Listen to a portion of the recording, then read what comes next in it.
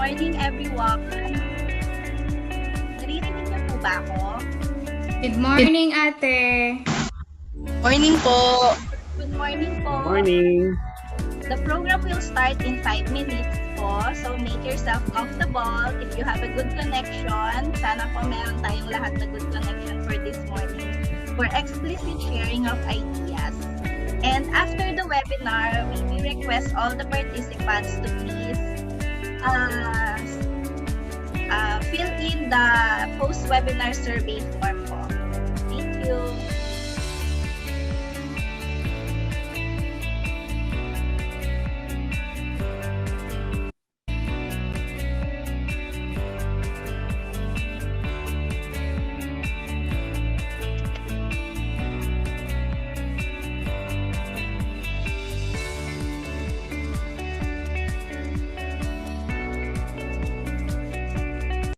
Okay po, let's officially start the program with a prayer to be led by Ms. Catherine Cabudsan, followed by the Philippine National Anthem.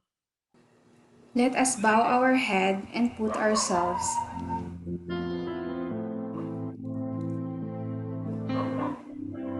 Let us bow our head and put ourselves in the holiness of God, the Father, the Son, and the Holy Spirit. Dear God, thank you for all the blessing you bestowed upon us. We are truly grateful for them. Thank you for allowing us today to meet and share our knowledge and time with one another in this seminar. May you extend your divine wisdom to our speakers so that he will be able to impart effectively his God-given knowledge to all of us. May he be blessed as he continues to bring his expertise to people who need them, and also bless all the committees in charge that they may be able to fulfill their tasks and responsibility. We ask this in the name of Jesus Christ, our Lord and Savior. Amen.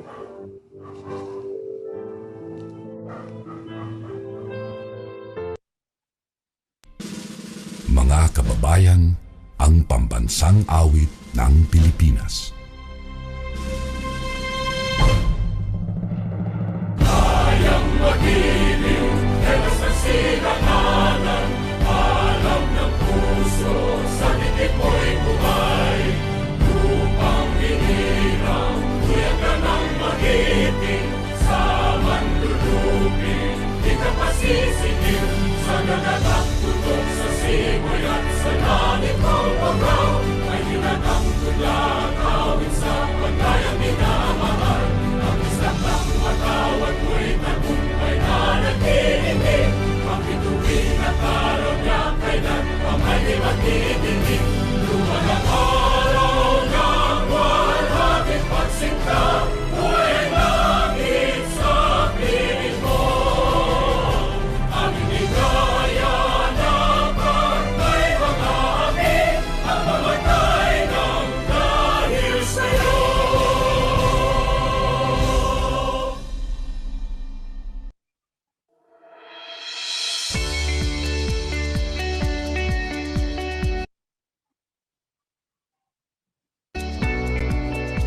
Ayan, good morning everyone! Good morning Trimex Colleges, guest speakers, and yung ating mga participants. Good morning po sa inyong lahat. Nandito po ba yung partner ko, partner Alvin? Hi, Miss Emmy. Good morning. Good morning po sa lahat ng ating attendees. Welcome po sa ating webinar. So sana po ay nakapag po ang lahat. Good morning, guys. Morning. So partner, nakapagka Morning! Good morning, sir. Good morning. Okay, at sana partner nakaligo na rin sila, no? Oo nga, tama yun. Parang gising na gising ang ating mga brain dahil today, namin ngayon ang mga ideas on how to manage time at saka paano ba natin mas-supervise itong paulit-ulit na ECQ. Tama ba, partner? Yes, tama ka dyan, partner. Nice one. At siyempre, kapag alam na natin kung paano i-manage ang ating time, ang ating next guest speaker naman ay magpapaliwanag kung ano ba yung financial literacy. Tuturuan niya tayo about side hustles and syempre passive income. But before we go on to our main purpose and highlight of this webinar, let us hear first from our engineering department head, Dr. Gervin Demes.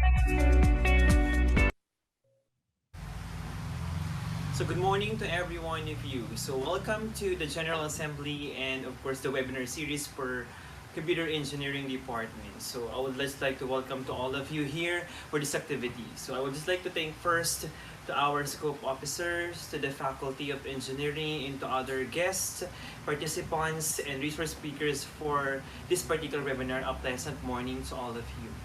So this webinar is not only intended for having a general assembly, but also in order to promote camaraderie to our students.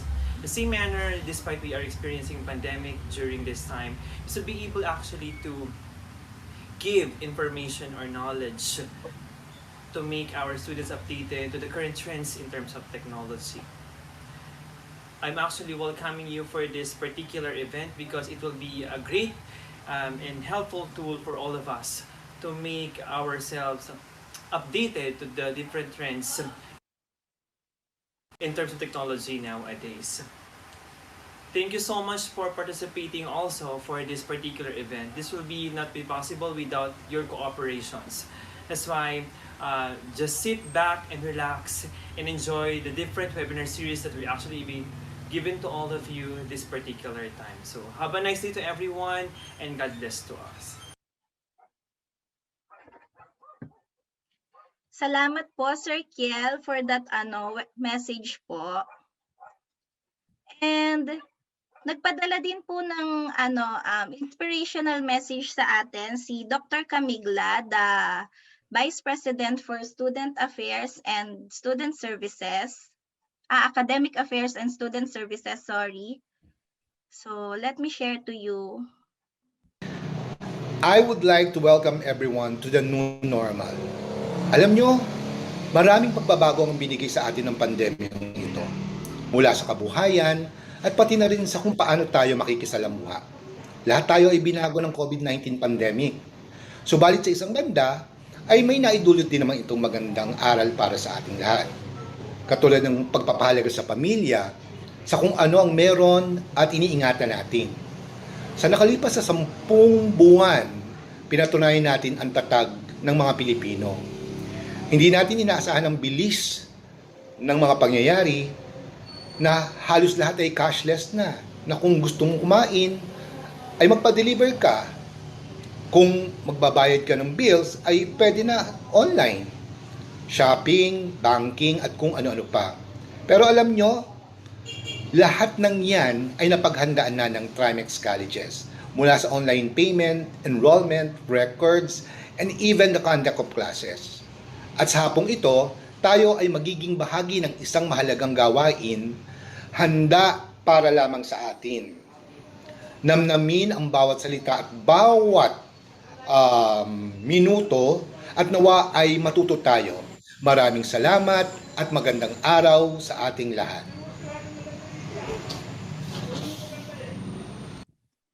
Okay, so yun po ang ating Vice President for Student Academic Affairs and Student Services, si Dr.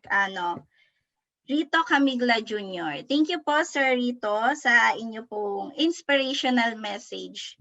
Tunay nga po na talagang ngayon po, paulit-ulit at saka hindi po halos matapos-tapos ang pandemic. Ang ating ECQ, yun nga pong pinagbibiroan na po na mapupunta na po sa barbecue at kamote Q. So, kaya po napili po namin ngayon yung mga topics na paano ba natin i-manage yung ating time dahil talagang nagbago. From nakakagala tayo ng malaya at parang feeling natin ay limitless na tayo to tila ba tayo'y kinukulong na sa 4 na sulok ng opisina or ng ating bahay. So without further ado, let me introduce to you our first guest speaker.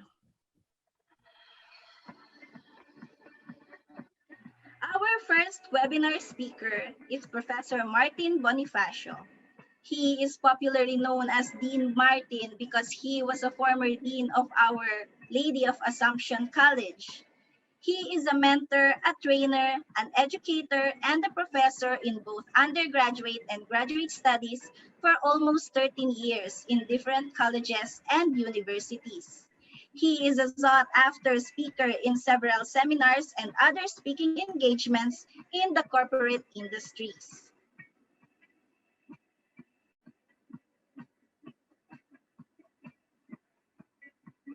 Tama ka dyan, Miss Emmy.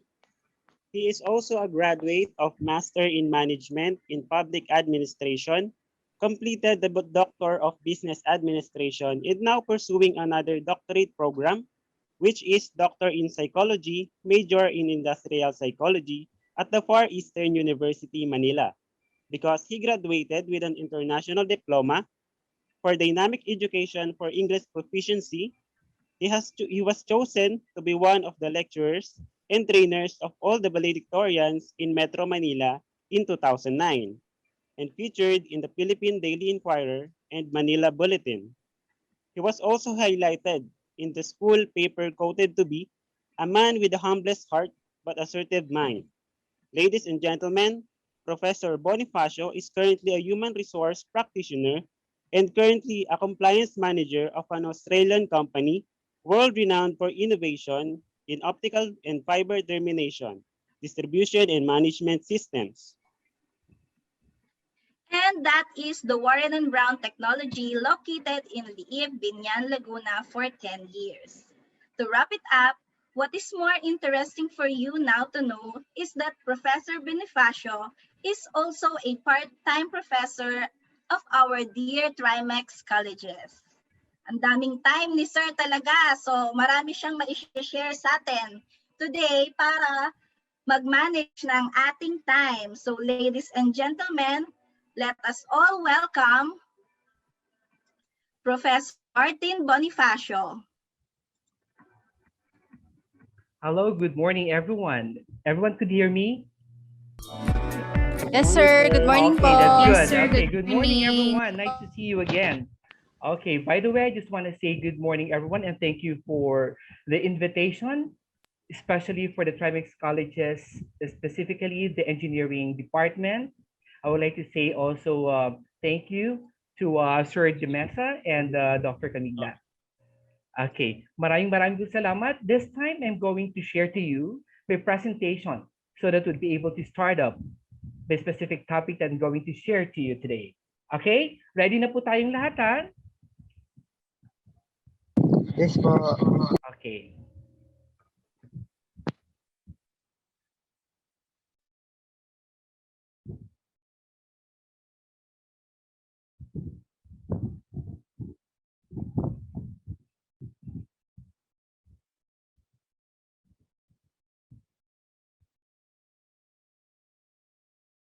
Can you see now? Yes, Yes, sir. sir. Yes, sir.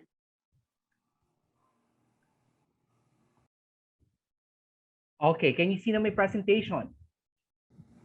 Yes, sir. Okay, Yes, sir. okay, Yes, magandang sir. umaga. Kita po. Okay, mabuti naman. So today we will be discussing, I'm going to share to you about the time, the stress, and productivity management. This is very timely for all of us, especially for those people, estudyante, empleyado, even the parents who are actually staying at home. So how we're able to manage our time, our stresses, in order for us to be productive, even we are being brought by this upheaval pandemic that we're suffering now. So isang malaking bagay kung dapat natin itong malaman at dapat natin itong pag-aralin in a way. Because not all these things could be only based on what we experience about. Kailangan pa rin natin malaman kung ano ba talaga dapat ang ating gagawin. But anyway, before I'm going to tell you directly for this, I just want to assess yourself by asking, which one are you? Isang mahalagang bagay kung dapat i-assess natin ang sarili natin. Sino pa tayo sa ganitong pagpipilian? This is very common for us to understand who we are by presenting the two things. Which are we? Do we belong to a not or we belong to a not? So ang ibig lang naman sabihin po nito, i-assess natin ang sarili natin. Are we really weighing or heading to the right path? Or we are being disturbed by any obstacles, the reason why all our dreams couldn't even achieve? Diyan po ang dapat naintindihan. Kaya natin natawag na not kasi if we're going to base, pag sabi natin not, it is an intentional complication. Ha? Talagang sinadya siyang ginawa. Okay, para mabuo siya at mapatibay. If you could remember, this is what we call the ship rigging. The ship rigging, this is actually the core, this is the rope, kung saan ang ship ay kailangan natin itali para hindi makawala. But if we're going to make tally of this one, you have to make sure na kailangan hindi siya basta-basta matitinag o matatanggal. But the moment that you are going to untangle it, kailangan hindi ka mahirapan. So easier for you to untangle the knot. Sa madaling salita, it is scientifically done. Ibig sabihin, pinag-aralan siya. Kaya ang isang bagay ay nagiging organisado. So if we're going to assess ourselves that we are a knot, ito ay hindi dapat. If you could see the cord being tangled and you don't know how to untangle it, napakahirap po nun. So kailangan po malaman natin what is the starting point kung bakit ito nangyayari. So this kind of realization that I'm trying to assess for you is for you also to find out na andun na ba kayo na ginagawa nyo ang mga bagay in a very complicated way but in a scientific approach or in a very good procedure or process. O naandun pa rin tayo sa sige lang, gawin lang natin ito. Okay lang, bahala na. Pag problema na, sasolusyonan na lang natin.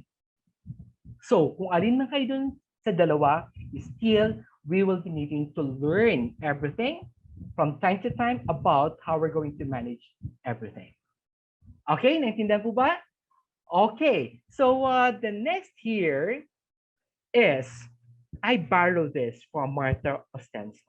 Sabi niya dito, but one had to go back to the beginning of things. Always. Trace the thread of life, find the knot, untangle it. May mga bagay talaga sa atin na we have to forget it. Katulad ng ex nyo. I know, I'm just kidding. Ay, ibig sabihin, may mga bagay talaga na dapat nating balikan. If this thing ay palagi pa tayong iniistorbo, even we are now facing to different path.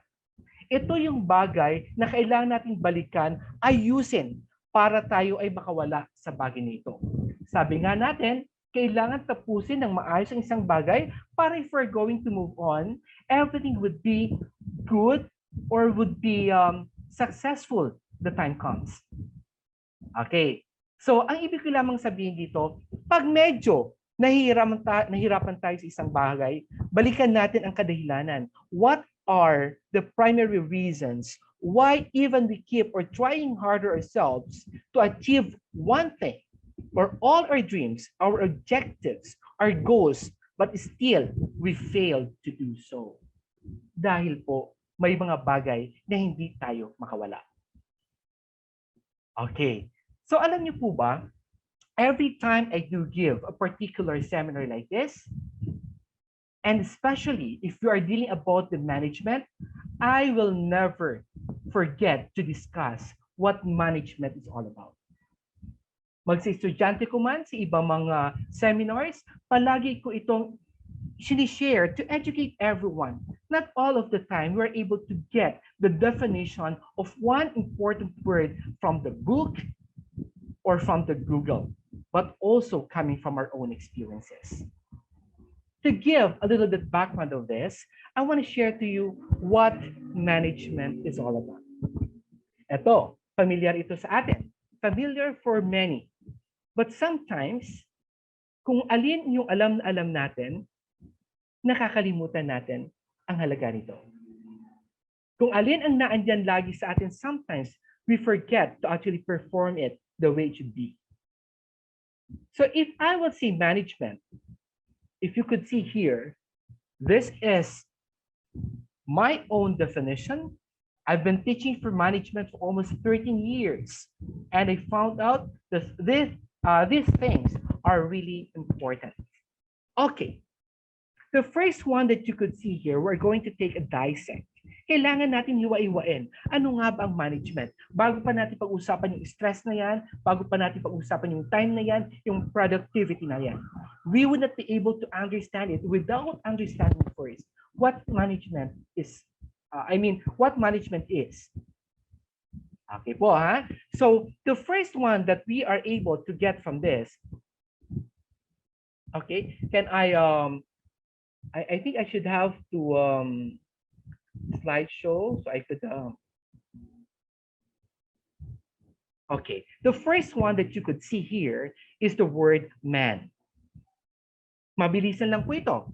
Man mean to say it's all about me, myself, and I. And everything that we do and every decision that we have to do is all about ourselves to make decision.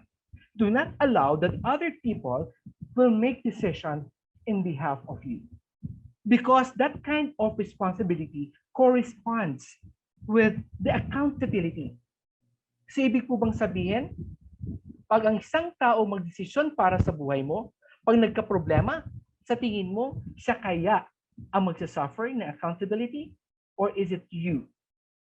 So mean to say in management, it is only one way of telling us, no matter what it is, we need other people there. We need our pieces of advice. We need other things for, let's say, a point of, sabihin na natin mga abiso para sa atin. But at the end of the day, it is me, myself, and I will make a decision.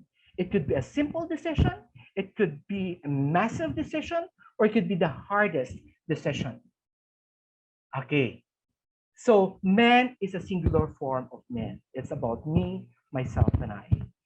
Okay, so the next word that we will be getting from here is all about the age. Take a look now. We are suffering the pandemic brought by this COVID-19. If we're not going to indulge the essence of management, this age, which is the pandemic, the generation probably, the technology probably, doon na tayo, wag na tayong pakawala pa doon sa ating pandemya ngayon. How we're going to handle this? How we're going to face this? How we're going to fight this pandemic? What are our responsibilities if we are not going to consider what problem that really exists every now and then?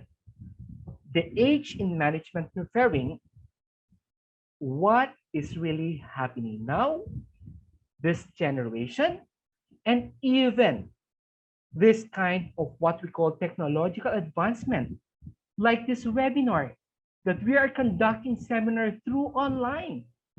This is part of management called age that we should have to adopt. I know, you know what, the last time, some of the teachers actually called me attention of telling me, sir, I think I should not go, teaching this time. It's because I don't know how to make use of the computer.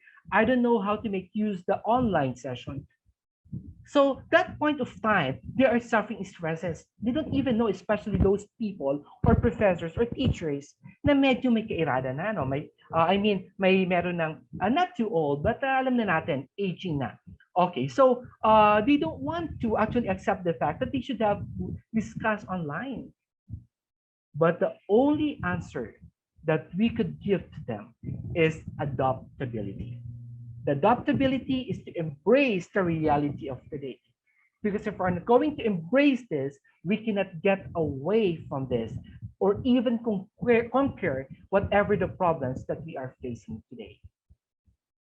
Okay, so as you can see in here, do not forget the system, which is the manage. Why is it good to be scientific in approach? Because manage is a process. The time management should have the process on that.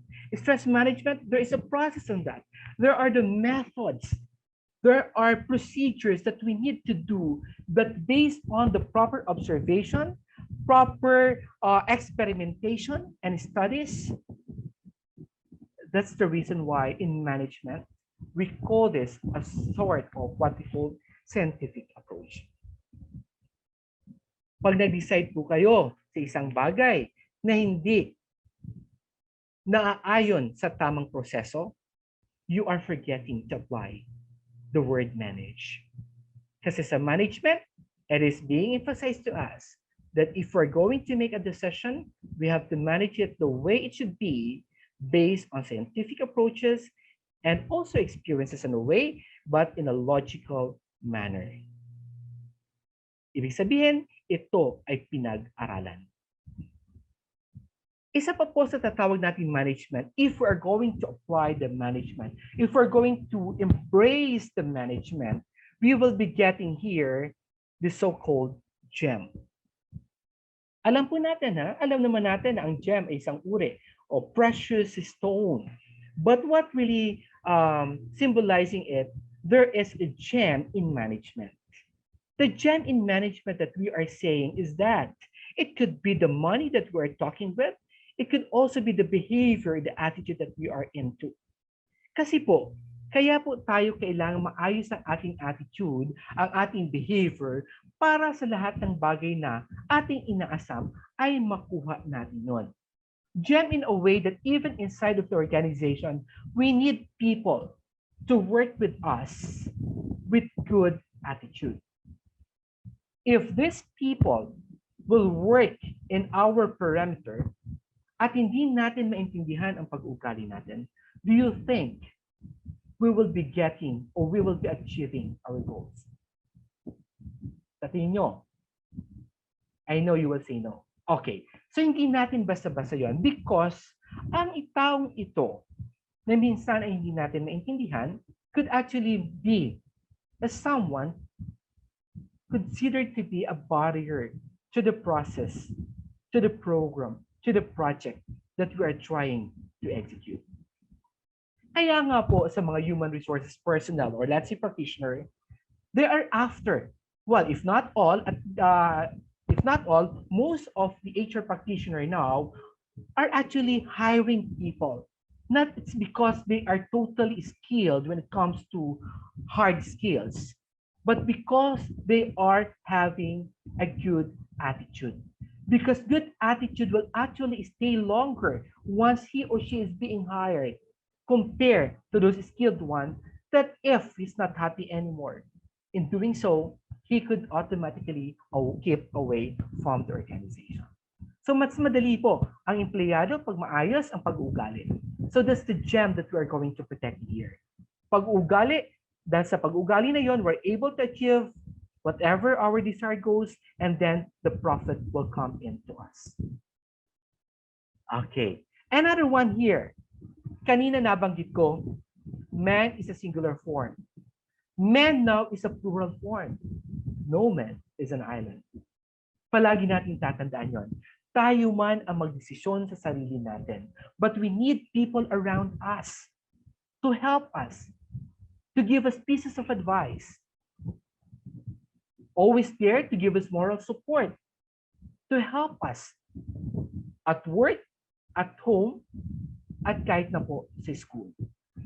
Teachers are always there to help the students, to educate them. Even students is always there also, or are always there also for the teachers, because in some other way around, students are also teachers, teaching their teachers for some other aspects, because we're not perfect. Okay, so what I'm trying to say, even we're going to make our decision by ourselves, we need consultancies, advice coming from the people around, from our parents, from our friends, in order to make our decision worthwhile. Yan lang po ang pinaka-importante doon. And all these things will never possible without this remaining letter, which is letter T, stands for task. Sa bawat kung gagawin natin, katulad po nito na ginagawa natin, there's always a task that we should know first before we're going to start up of solving problems, of doing things. Dapat alam natin why I should have to actually put my headphone on.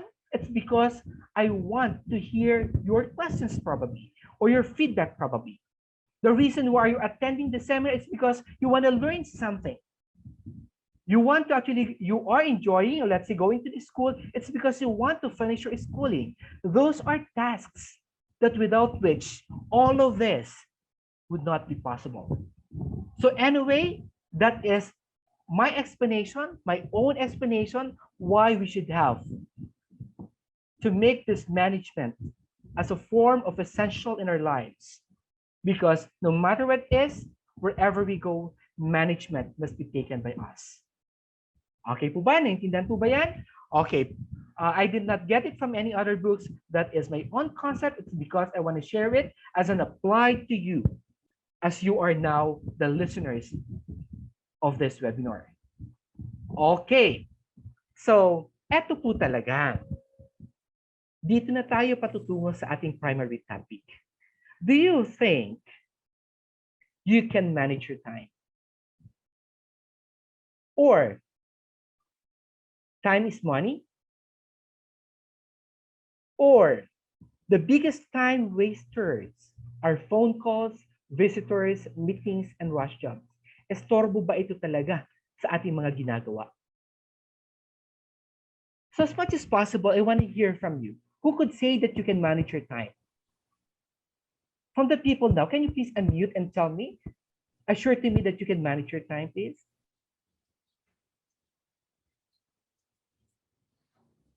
Anyone from the attendees?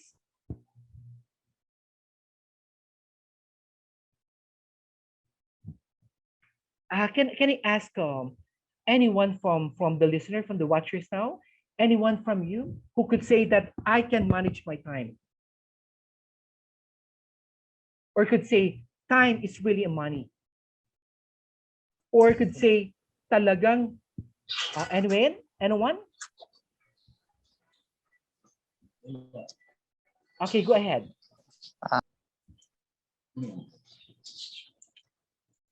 Yes, sir. You can manage your time? Sir, Yes. time is really a money, but Yeah. I cannot tell that I can manage my time. Wow, that's really good. Okay, let's find out later on how could actually assess that kind of understanding you have. Thank you for that. Okay, what about time is money?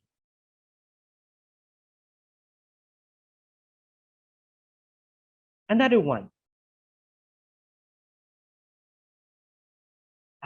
I think, Jelly Dishar, I can see your name here. I have to unmute you. So do you think you can, time is money?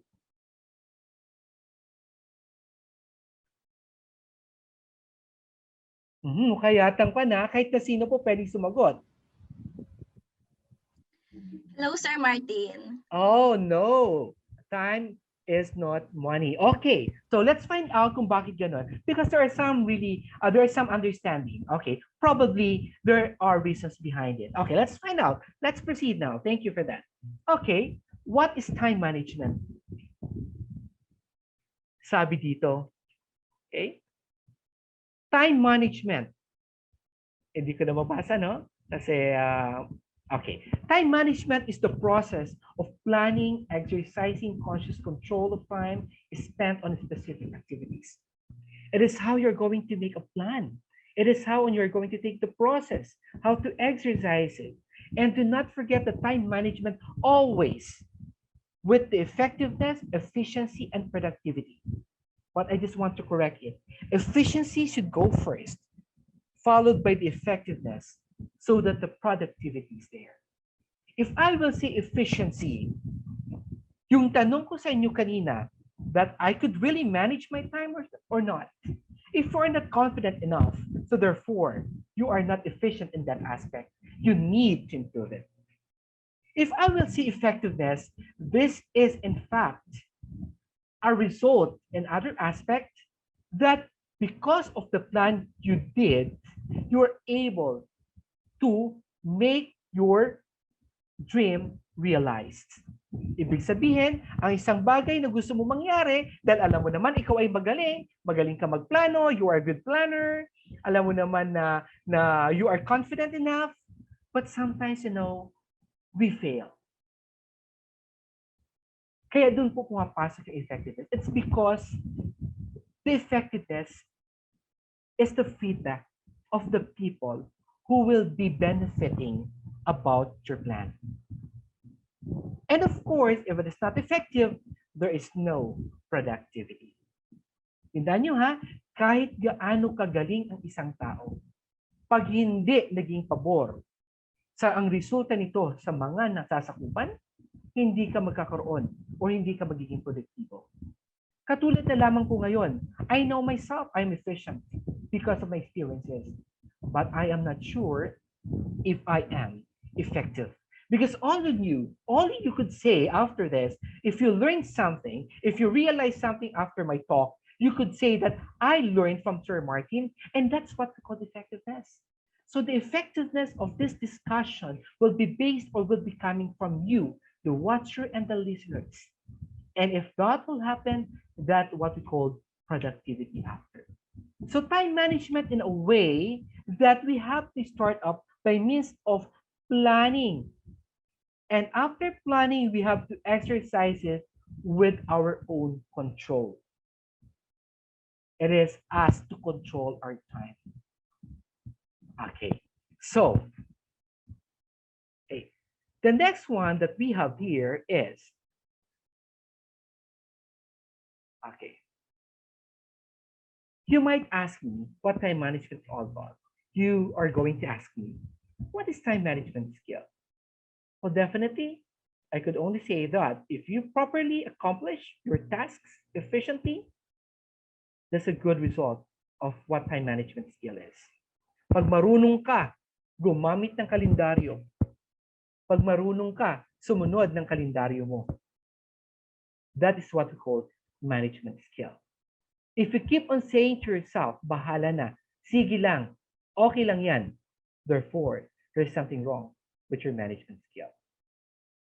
If you're going to ask me why our time management skill is important, so clear. Because we have objectives, we have goals that we're going to achieve. If we're not going to do this time management, we have only 1% of achieving those things. So therefore, you have to exercise time management in order to achieve all those things you need or you desire to have or achieve. Yan po ang kaimportantihan ng skill management. Remember, the skill management is a soft skill to whether you are a student, you are an applicant, you are an employee already. Soft skill like time management is very important to you because this is a transferable skill.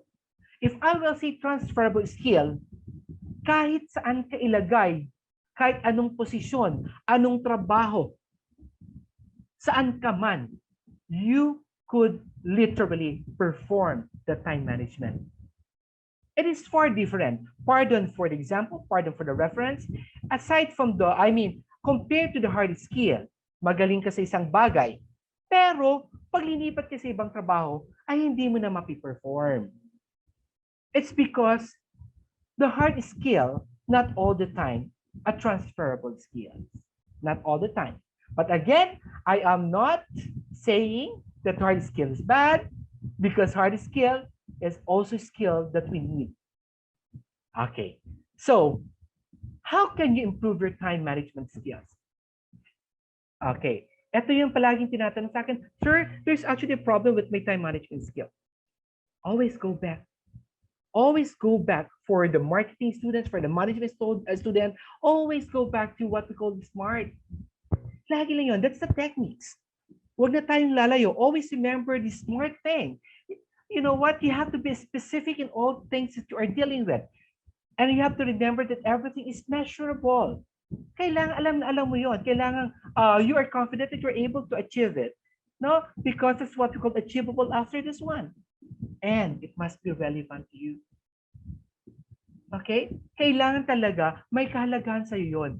Ano ba talaga ang kaimportantihan sa iyo sa bagay na yun? Because you cannot actually reach that one pag wala siyang, kahalagahan sa buhay mo. And it's because time management, there's a time bound that we need to achieve.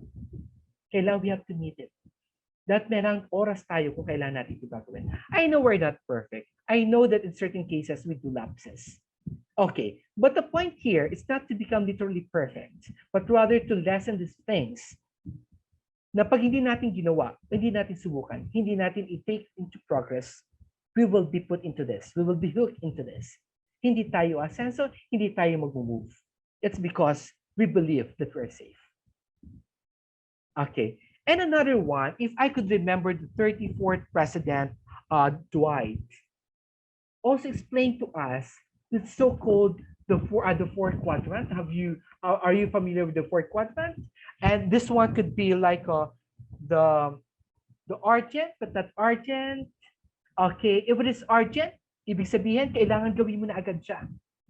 Okay, but if it's not urgent and important, okay. So if urgent and important, the first quadrant, we have to do it right away.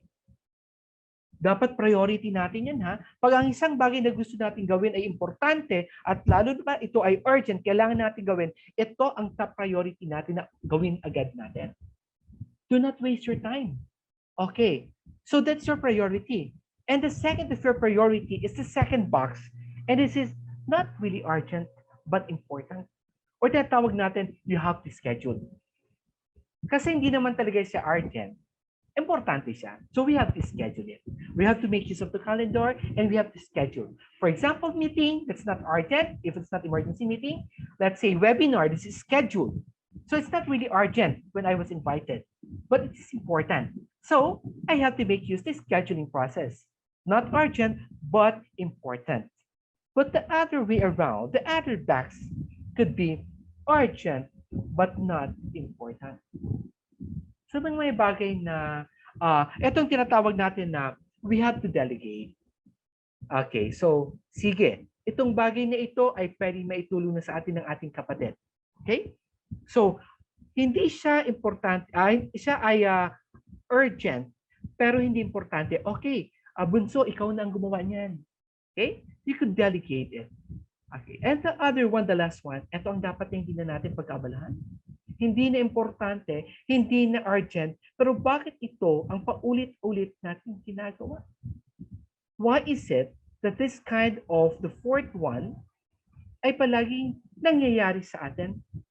Kaya tayo ay naiiwan sa ere because we keep on solving problem that we don't need to solve anyway. Okay, so the techniques would be you have to do first, you have to schedule, you have to delegate, and the last one is eliminate. Ulitin ko, ha? The technique would be, do first, pag importante at urgent siya. Do the scheduling, pag siya ay hindi urgent pero importante. Pangatlo, do the delegation, if it is urgent but not important. But eliminate, tanggalin ito pag hindi naman po ito importante at hindi naman urgent na kailangan natin gawin. So this quad is very effective. Mr. Dwight, I think he is the 34th president who I was able to read. Also in the 7 habits or 8 habits also included by Stephen Covey. So you have to read that because that's also very important. Because if I'm going to elaborate here, it's time consuming. Anyway, I wouldn't be able to discuss. Okay, so now we have to say that you can manage time. Kanina yung tinanong ko, time is money. The biggest time wasters, you are all right. This is only a myth. Ito ay paniniwala lamang pero walang katotohanan. You cannot manage time. You can only manage what you can control. Time is not really money because you can create money more even without time. Time is life. Okay. Tandaan po yan, ha? Time is not necessarily money because time is life. Buong buhay natin gagawin at kailangan gawin ito. Kailangan natin itong palaging dalhin because time is life. And the last one, the biggest time wasters daw are phone calls, visitors, meetings, and rush jobs. Oh my goodness. In today's generation, where phone is much needed for a faster and easier way to communicate important details. Visitors and meetings that we need to discuss, to brainstorm is much important. And to rush jobs because of some deadlines that we need to. These are part of time management. It is not really a wasters of time management. So what I'm trying to say, keep away that you can manage your time. Keep away that time is money. Keep away that all these are disturbances like phone calls and the meetings. Because again, to wrap up, you can manage your time. No, you can control what you can control. And that's what we call the managing your time. Time is money. You can create more money. So time is life. And this one is all about part of our existence, which is the use or the usage of the gadgets today. Okay, so we already corrected the myths a while ago na kailangan tandaan po natin yun. For the stress management, oh, ito na tayo, ano? So we are suffering because of the pandemic, because of the assignments, because of the examinations, because of the submissions. Oh my God, how we're going to solve this? Paano natin ito gagawin? How could we actually fix these things? So, yan po ang problema natin. Maybe because sometimes we literally not knowledgeable to what stress management is all about. Sometimes an indicator is not really a point of stress. We just actually treat it as sort of stress, but actually it's not. And that is being defined this way. Stress is not all the time negative. I'm going to reiterate. Kadalasan kasi, pag narinig natin ang salitang stress, negatibo na tayo. No. In a psychological aspect and a medical aspect, this is not all the time a negative one. Because we have this one, the positive stress that we call eustress. If we will say eustress, meaning iyo, that is a positive one. Okay. Could you feel, let's say you experience sometimes, okay, my goodness, my family is arriving, my family is coming, I'm going to prepare my house, I'm going to put welcome here, and you're feeling stressed na. Na-stress ako because hindi pa ito tapos, darating ng magulang ko for about 10 years from abroad, and they're arriving tomorrow, I'm not yet done of decorating the house. And you could feel this stress there, but that's not the stress that you need. That is a eustress. That is the positive stress because you're excited to what will gonna happen. So it's good thing for us to feel the stress. Ano? Kailangan po tayo doon because we have this hormone in our body. The hormone in our body we call cortisol. That cortisol must be functional in our body. Pero although kailangan mabawasan yun. Pag nabawasan yun, masikwit yun, okay, para maiwasan yung stresses natin. Pero may mga bagay sa katawan natin na kailangan talaga ay ma-stress ng konti. Or else, that will cause boredom. Kaya tayo nagiging moody from time to time. The moody, one type of person, it's because hindi nagpa-function yung stress natin. If we're going to do the exercise, we're stressing ourselves, that's true. But look, exercise is good for us, for our health. Okay? So if we're going to actually, let's say, take a yoga in a way, so it's also in a way that you may feel a sort of the muscle stresses, yung mga muscle natin may stress, but a good point, kailangan i-stress natin yan so that we'll be able to maximize the usage of this part in our body. Okay. So if, for example, let's say, tomorrow I'm going to, let's say, take a competition, a debate competition, tapos nag-aral ka, nag-research ka, you know what, in other way around, you could say it's just a eustress because you're going to have the debate competition tomorrow. And after that, and that's it. That's the end of everything. So hindi yun. Hindi yung literal talaga na tatawag natin stress compared to what we call distress. So distress is a negative distress.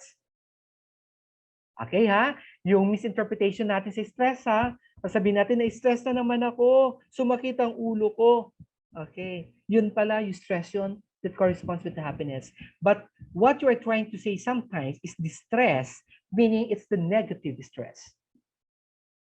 Eto na yun, na from time to time, bumabalik at bumabalik yung bigat sa sarili mo. Paulit-ulit na nangyayari, konti lang na-stress ka na.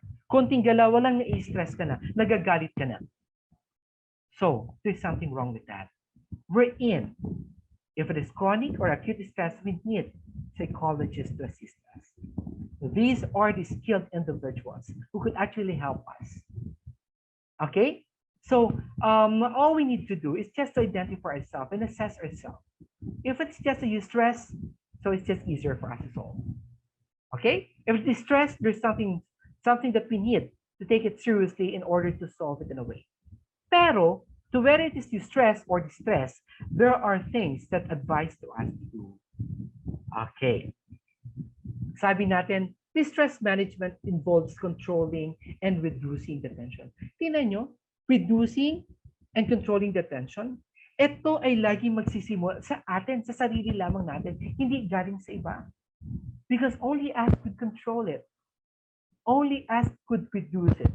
If we're not going to accept that we are suffering this, we cannot move on. We cannot even quit this.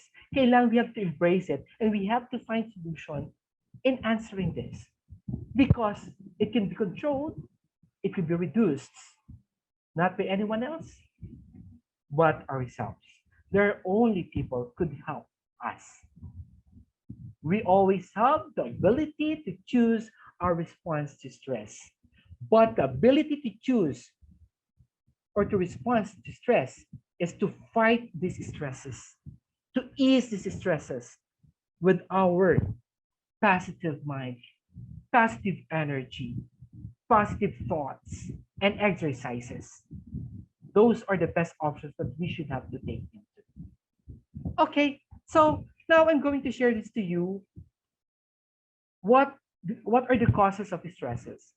Okay, when I took a research, maraming binibigay talaga the causes. But this good thing, sabagay sa slide nito, it's because it's sum up with everything. The life situations causes our stress. Life situations about the school demands, we have the family problem, we have the friends, we have the people who keep on bullying us. Life situation, that is stressful. Okay? And environmental stresses as well.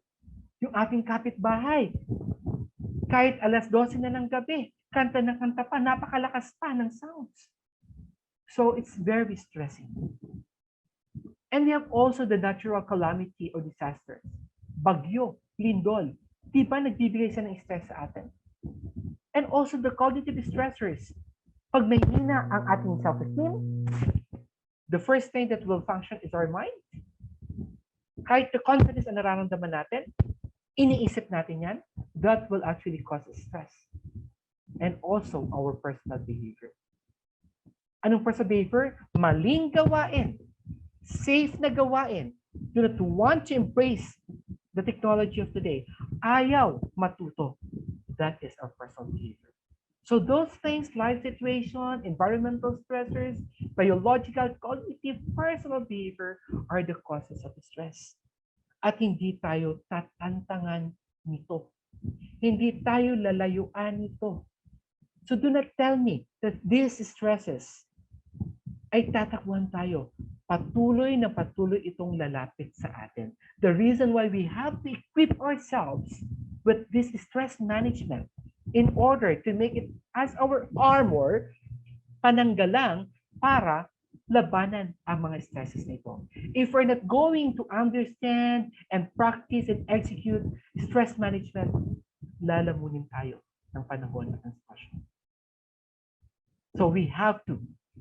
These things that I'm sharing to you, put it in mind and put it into action. These are the good things that are going to be an armor for our life and for our body.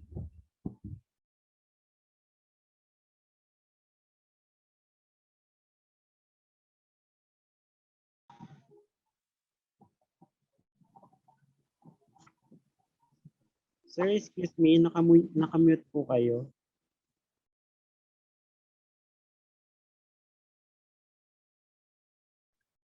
Kanina pa ba nakamute or just now? Just now lang po. Okay, sorry. Okay, I just pressed it unexpectedly. Okay, so the stress management therefore, so ito lang naman ay alam na natin. I am just going to give you a bit of, you know what, if you are, the stress management is how we're going to control the problem. Always remember that in these things, in making decision, not all the time. In the stress management, in the time management, always remember that problems is not literally a problem. Problems, we have to take it as only a challenge. Pag marunong tayo mag-time management, marunong tayo magdala ng stress management, these problems are just challenges and will never be a problem. So how could we do it? First one, siyempre, if you could feel that you are suffering stress, go for the spa. Massage could relax your body. Do the exercise, jogging, walking, no, running. Para matanggal lahat ng stresses natin. It could be stress sa katawan natin, physical, mentally, emotionally. Malaking factor yan. And that's proven. Hobby? Yes, it is. I do love to read article. I do love to actually read scientific journals. And what I'm gonna do every time I do read that, I have to validate it according to my understanding to whether it is negative or positive. And you know what? My stresses actually came out and keep away from me. So kayo din po, kung ano ang hobby nyo, gawin nyo yan para mabawasan yon. Okay, you have to love your hobby. Okay, so malaking bagay yan para makatulong sa inyo. No? So, sabi ko nga sa inyo, ako mismo, personally, very stressful ang aking work, but I have to take the opportunity to actually exercise whatever it is para malabanan ko ito. And the meditation. You know what, when it comes to the meditation, it is a mental exercise, if I'm not mistaken. Yeah. Meditation is a mental exercise when you're going to focus and concentrate the things. Alam niyo po sa meditation, I found out that the meditation could also give you a better person. Kasi sa meditation, pumapasok din yan ang realization of anything that troubling your mind or your life. Nakikita mo doon na, I have to think like, I have to be good enough to our people, to my family. Kasi that's also proven to me. And in yoga, so ang yoga, nasasama din yan ng sometimes spiritual, mental, almost the same with the meditation.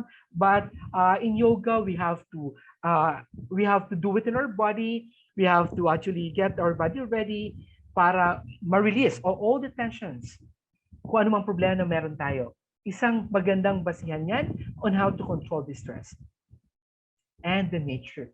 You know what? I love to travel. Okay, alam ko kayo, gustong-gusto niyo din mag-travel. The nature, mga bundok na yan, mga halaman na yan, mga bukid na yan, falls, you know, the river, the sounds of this river, the water, even the sounds of the animals. I love to listen to those things and watch them. Nawawala ang problema, nawawala ito. Okay, kaya basically, you know what? Tagaytay is my best place. Siguro napakalapit. To whether I'm happy or not, to whether I am stressed or not, I have to go to Tagaytay because the combination of everything. Masarap na hangin. You need that. You need that. Huwag tayong kumulong. But of course, we have to consider that we are suffering pandemic now. Ano? So when the pandemic ay wala na, we can do that. No? And other way around, you can choose some of this. Kung hindi ka muna makakapunta dun sa nature, to solve your stresses, there are plenty of choices as you can see on the monitor, in the monitor, should I say. So time management is part. Kung hindi mo matapos mag-schedule mo, mag-create yan ng stress sa buhay mo. So time management is needed. Music, the sounds, here it goes. Ako po ay hindi music lover. I only appreciate music when it plays. Pag naririnig ko na, I like that. Diyan ko siya na-appreciate. But you know what? It is, in fact, a good thing to do. Listen to the music you love, something that could actually lift your spirit. Wag naman po yung nakakabigat pa kasi may mga musikang nakakabigat. Ha? Okay, so iwasan natin yon. Dapat dito ay malabanan natin stresses. And the last one is the therapy. The therapy could be done by our experts. Okay, you know what? When my mom passed away 5 or 6 years ago, if I'm not mistaken, I had this so-called depression. Okay, and after that, I would be able to treat it, and then sometimes stresses exists. My therapist told me, my psychologist told me, to have my own aquaria. If you could see, actually, I'm currently at home. If you could see at the back, I have 7 aquaria and one little aquarium. I have 7 aquaria and a bigger aquarium. So I started to buy fish and put it at home. So every morning before I'm going to leave the house, going to the office, I am taking coffee while feeding them, while talking to them, to make my day start beautiful. And ending it up, pagkagabi, because I'm a coffee drinker, before I'm going to sleep, I'm going to feed them and talk to them again while having my coffee. So fish, I love guppies. Aquarium, the aquaria, I love to actually have it because it's treating my stresses. Okay, so these are the different different things that you could actually apply para po mawala yung stresses natin.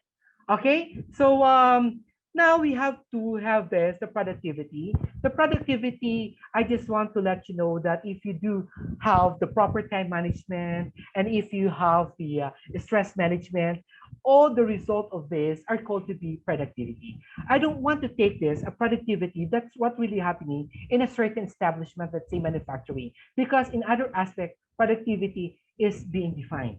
There are different meanings of productivity, but in your case, because it is a combination of different people, the attendees are coming from different places, ages, if we will see the productivity, it's also the result of what we've been doing. Okay, kaya if you could see here, productivity is the result of the output over the input. Kung ano ang ginawa natin ngayon, kaya you have to make sure that you're going to start it right. Kung ano ang ginawa mo ngayon, dapat tama ito para sigurado ka na ang kalalabasan nito, ang output nito ay maging maayos. At kung ano ang kaayusang inilabas nito, that will become the productivity. Okay. So, kung ikaw ay nag-aaral bilang estudyante, mag-aral ng mabuti. That's something that you could input into. Mag-aral ng mabuti, mag-attend ng klase, makinig sa teachers, do the assignments on all the requirements, and you will be getting a good grade. And that's your output, the good grade. And of course, because you're having good grades, you're able to pass, and to pass is now your productivity. Wow! Nakapasa ka, it's because of your hard work. Because of your dedication to finish your schooling, or even the subject to pass it. So that's what's called productivity. Whatever results into a positive output, that is productivity. Whatever helped you, that's productivity. So kaya kailangan po sa bawat gagawin natin, always remember the productivity. Na dapat pagising natin kinamagahan, may additional tayong improvement. Sa bawat gagawin nating project or program, kailangan ang kalalabasan nito ay maayos. Because the productivity defines us. The productivity of our tasks ay nagdi-define kung ano at sino tayo. Tatandaan po natin yan. So in the other aspect, you could see the materials, the power, the money, the machine, the man, or the 4 amps or 5 amps could be. Those are the input. And you have to take the processing and then that output. And whatever the output would be, that is productivity. Okay, so here is now the productivity lessons. Okay, so I got it also. So I got it from the right. I have to acknowledge the right for sharing this. Nagustuhan ko ito kaya I just want to share with you. Well, the productivity lessons that have endured out through the ages is, 1, a stitch in time saves 9. Mean to say, pag may problema ka ngayon, tahiin mo na. Okay, so going beyond 2 minutes, pag natapos mo in just a minute or 2, fix it. Do not wait tomorrow to fix it. Another one, it is possible to move mountains by carrying small stones. It would rather to finish 5, 6, or 10 small things rather than you are finishing one thing but you're not able to finish it.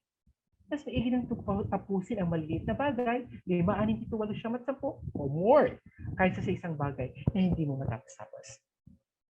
Think of many things and do one. Eto po, dito mali ang application ng tinatawag natin multitasking. Not all the time multitasking is good. Multitasking is could be a skill, but not necessarily good. Because multitasking will actually put you to danger. Because you have to concentrate on the prime responsibility you have. Be productive first in your primary responsibilities before performing other things. Or else, baka ang responsibility mo ang hindi mo magawa, ang ibang bagay na gawa mo na. So think of many things, but do one. Okay, because it is compromising your productivity. So another one, tell me, I'll forget. Show me, and I may never. Involve me in IT. Okay, we do the hearing process just to hear the sound, the listening. It's because we're going to understand, but it's not enough. Perform, do what you have understood. And that's what this one is saying. The productivity will only exist if you perform it, if you execute it. Okay? Another one is better an ounce of happiness than pound of gold. So if you are motivated, if you are actually inspired, then perform. Okay, yeah. So you will be getting gold of this. Your efficiency, your effectiveness is very possible if you are motivated. Another one is no living man all things can. So do not be selfish. May mga tao kasi manager, supervisor, kaya ko ito, but wouldn't able to find the deadline. So better, if you do not know this, we have to delegate it to someone who actually can perform it better than us could be, or could actually perform it. Na alam naman natin, we could trust to. Okay? Another one is an hour in the morning is worth 2 in the evening. You know what? What is this trying to tell us is we have to get enough sleep. Dapat po matulog tayo ng tamang oras. Okay, because you know what? In the morning, once we wake up, we will be having a good morning, really. We're going to face our work with a smile. We have the eagerness to perform, and we are challenged to perform now, and we feel better. So yan pong ibig sabihin nito. Another one, a picture is worth 1,000 words. We are human. We love to think everything. We love to dream anything. We're trying to figure out anything. So sige, gamitin po natin yon. Gamitin natin yon. We must be creative. Because in one way or the other, those things might be needed in our future project or program. And we could visualize already our plans. That is productivity. And the last one, a dull pencil is greater than the sharpest memory. What we're trying to say is, jot down, write down everything. Because you will be reminded to do something. Okay, all your goals, be specific, objectives, put it down so that you wouldn't be able to forget it. Kasi if you forget it, you keep on going back from the very beginning. So what we're trying here, this pencil that trying to tell us is for us to make a plan. Wherein the plan is a navigational tool that will direct us to the place we want to get. Okay, maliwanag po ba yan? Okay, napakaganda. So, definitely, to wrap it up, okay, time management plus stress management, that equals to productivity. So good time management is important if you are to carry a heavy workload of not having too much stress. Kailangan, make it just a sort of challenge. Time management helps you to lessen long-term stress by giving you direction when you have too much work to do. It puts you in control of where you are going and helps you to increase your productivity. So the time management must be part of our soft skills. The stress management must be part of our soft skills so that the productivity is our fruits of our labor. Okay, so yan po ang kalagahan, and that actually wraps up my presentation of today. So I think if you have some questions, you may actually have it now. Thank you so much, everyone. Sir. Thank you po. Yes. Thank you po, Sir Martin. Yes, thank you so much.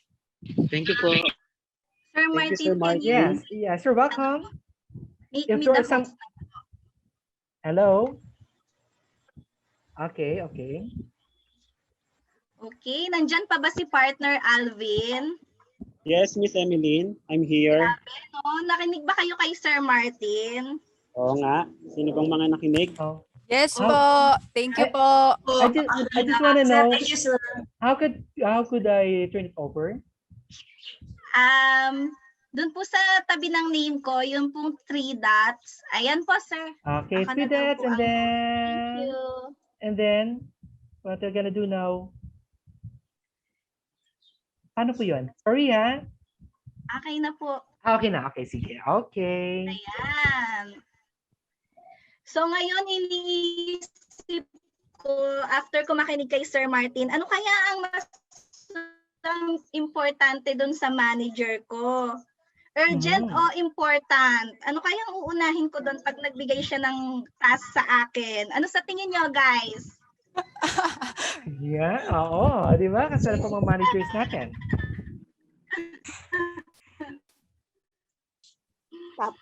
So kung may questions kayo, pwede nyo na pong itanong ngayon kay Yes. Nahihiya Your po kayo, questions pwede are din well po sa chat. welcome. Ikaw naman, partner Alvin, ano naman ang mga naglaro sa isip mo habang nakikinig kay Sir Martin? Marami, partner eh. Pero ang lahat ng ito is hindi questions, pero mga quoted. Kumbaga dun sa unang slide niya pa lang, no? Yung decide if you are a nut or a nut. Napakaganda ng internalization ko doon kasi tama eh. You must have a plan when things get rough, 'di ba? Para madali ka makapag-adjust kasi napaghandaan mo na. 'Di ba, partner? Tama. Ako naman, ang na-jot down ko sa sinabi ni Sir Martin is yung sa stress management. Pwede nating i-release ang stress natin through music, nature, and meditation. And it's all for free. So, di ba? Walang stress, walang gastos. Tama? Yes, You know, tama. At Emily, stress is not always a bad. yes, that is right, Emily and Yes, Alvin. sir. You know what? It's really good it's really good, in fact, on how to protect ourselves, especially for these stresses. Ano? Sa totoo lang, napakarami pa eh. Kulang lang tayo sa oras eh.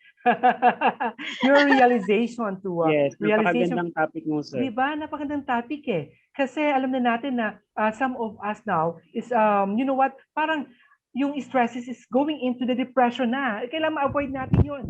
No? Kailangan ma-avoid natin yun. Anyway, that's a good realization. What about other questions?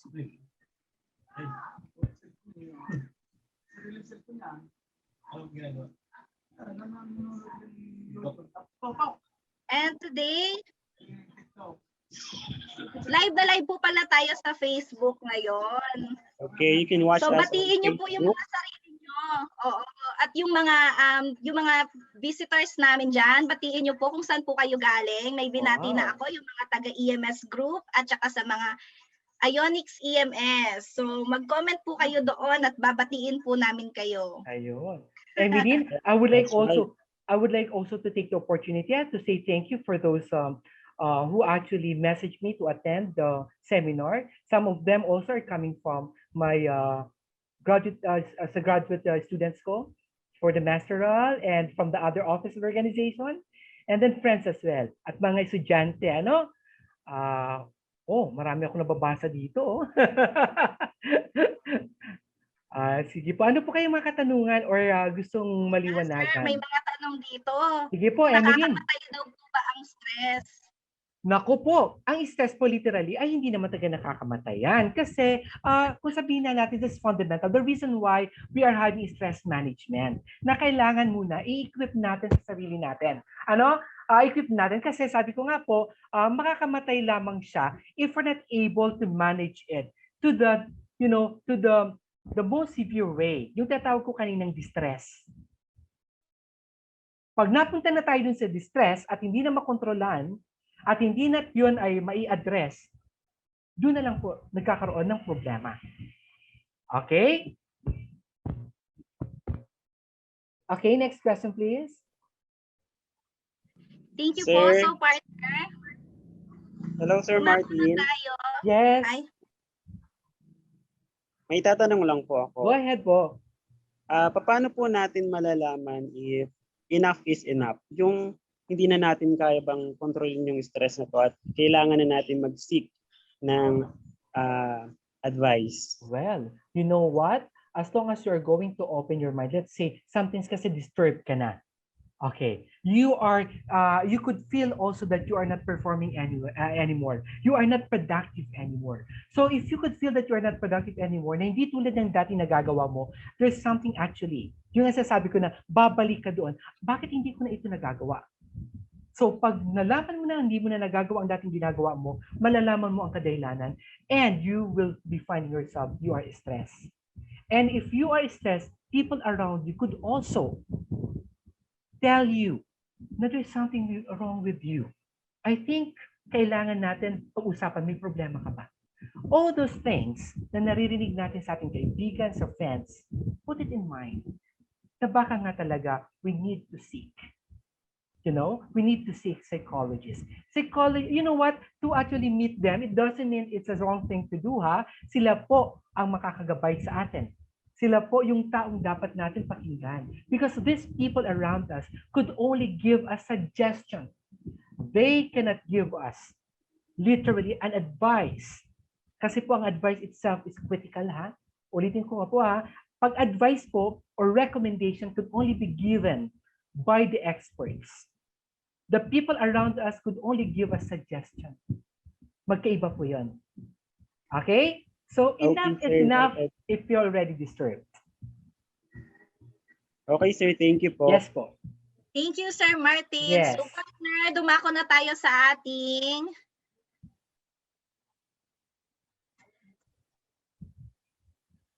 where is that?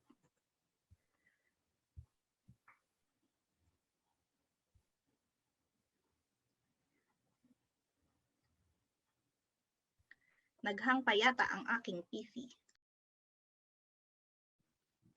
Okay, para po muna sa mga attendees natin. Mamaya po sa last part ng ating webinar is meron po tayong parapol. Okay, so stay and enjoy. Ayan, so Yes.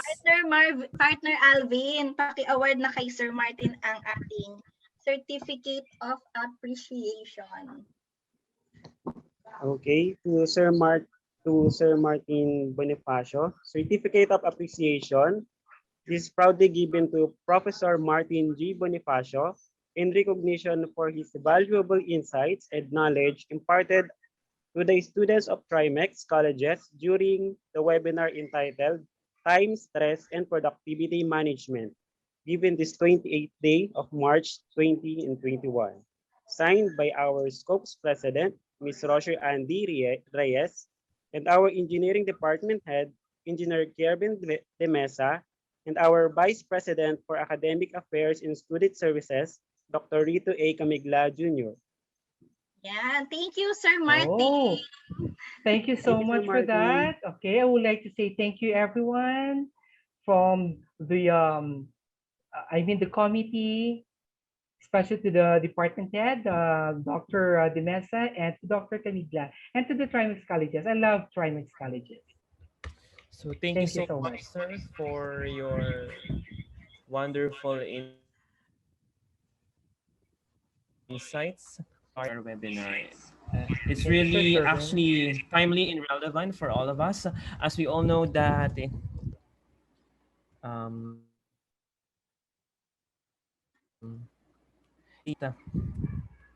the students who also experiencing stresses, but also the professors. We're actually able, I hope, of course, not only the students, but also for those attendees in their different companies or representatives. I know majority of you are having shouldering the task,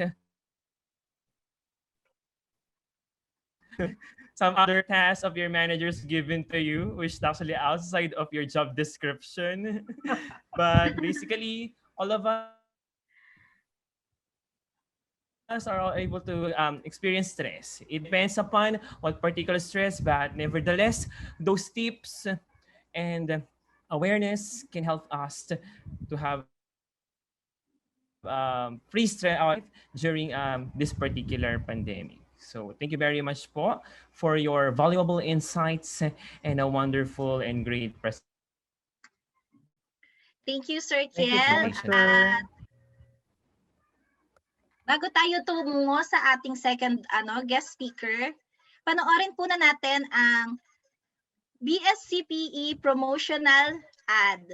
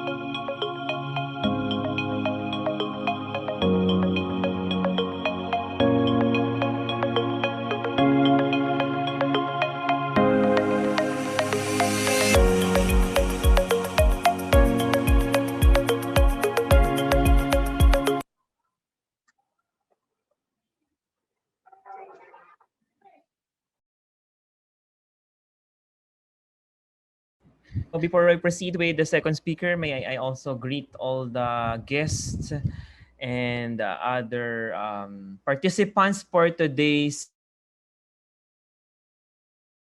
webinar. To my colleagues, to the faculty and staff of engineering, also to staff from our college registrar, Miss Elizabeth Paat,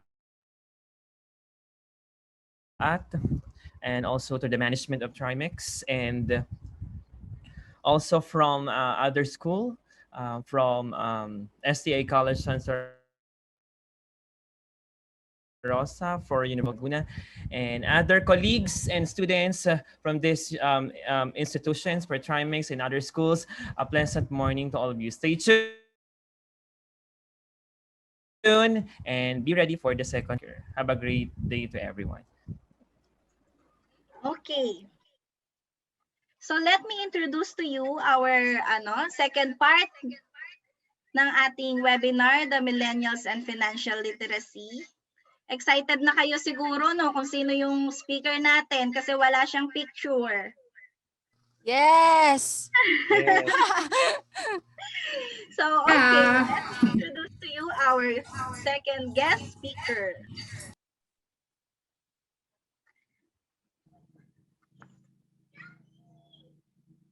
Bakit ayaw?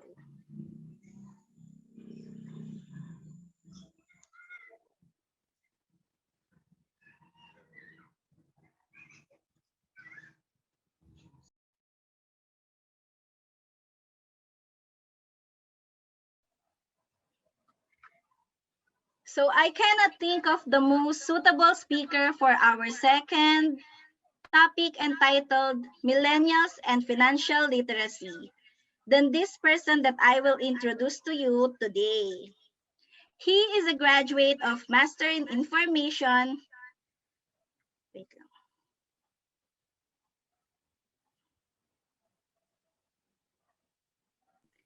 He is a graduate of Master of Science in Information Technology at the Polytechnic University of the Philippines Commonwealth Campus. He is currently taking up Bachelor of Science in Real Estate Marketing at AMA Computer College.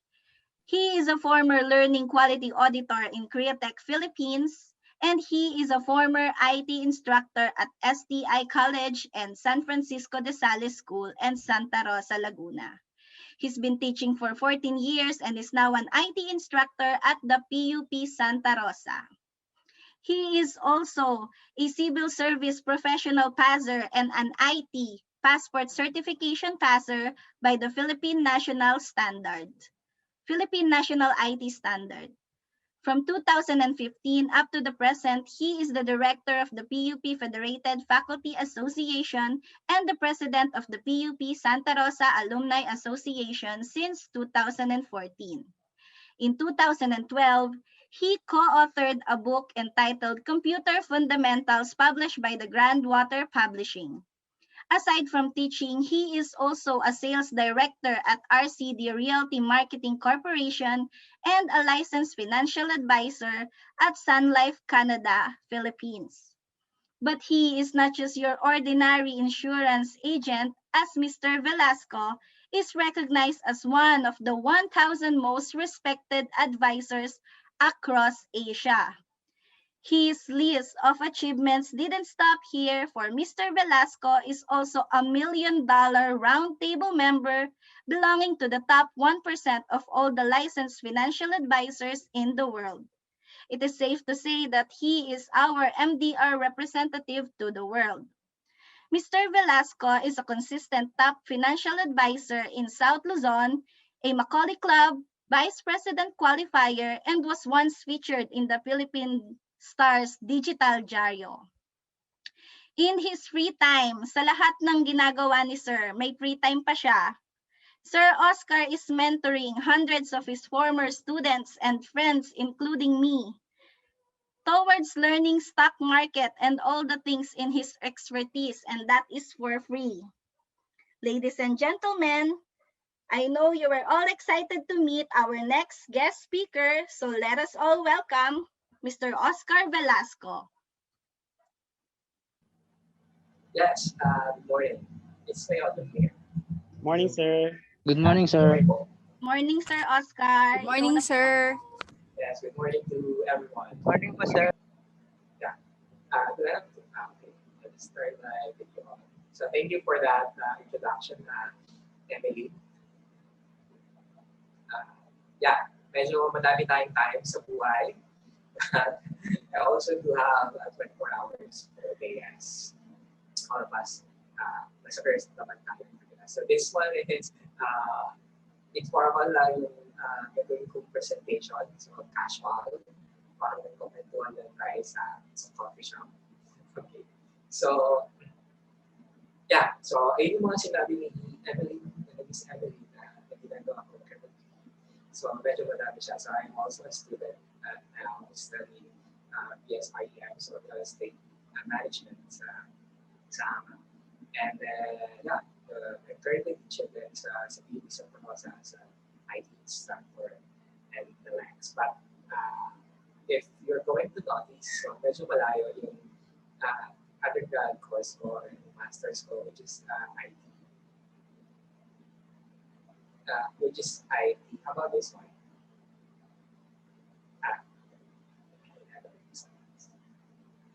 Okay, so how about this one? Okay, so put it down.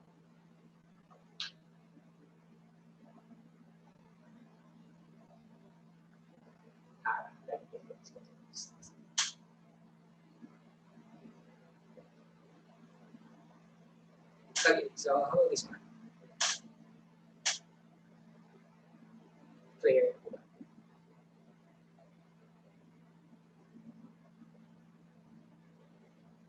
Okay, so it seems clear now.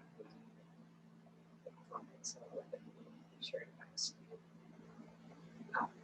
Let me see able to share my screen.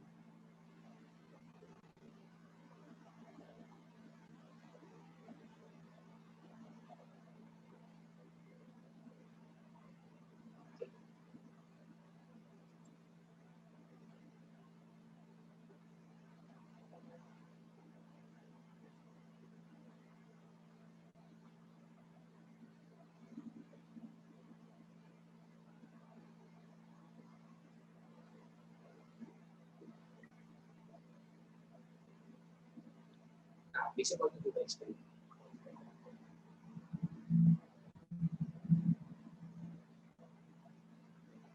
Okay, siya.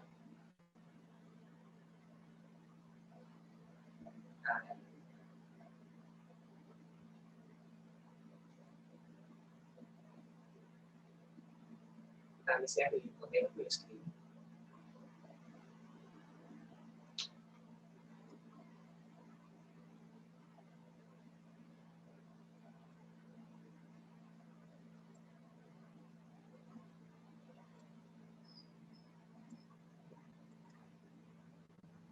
Okay na po ba, di ba?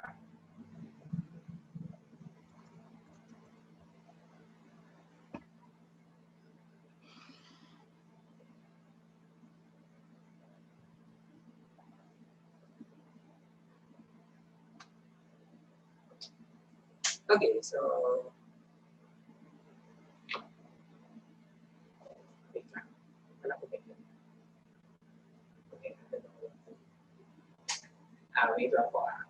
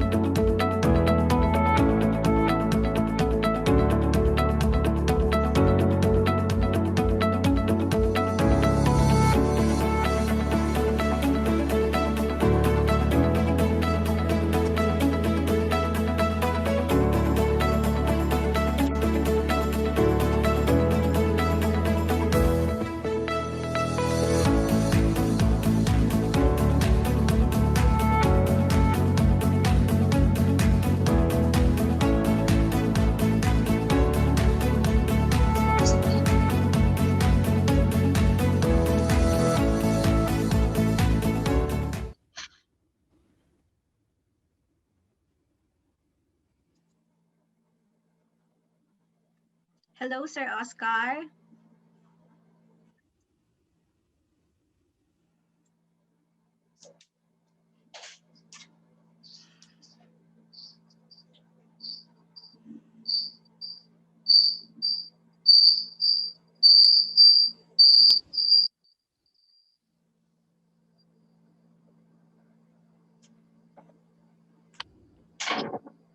Okay, okay na po ba tayo?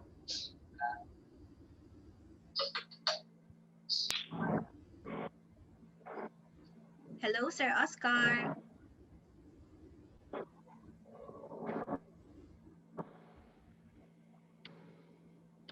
Clear na po ba? Clear na po ba? Thank you. Pa-mute na lang po nung isang account para hindi po mag-feedback.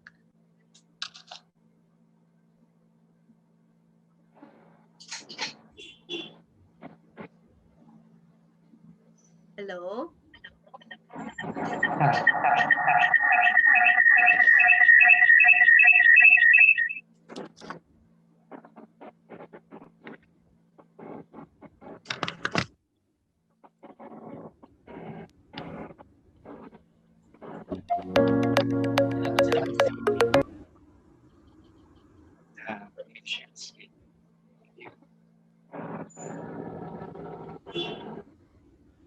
Hello, Sir Oscar.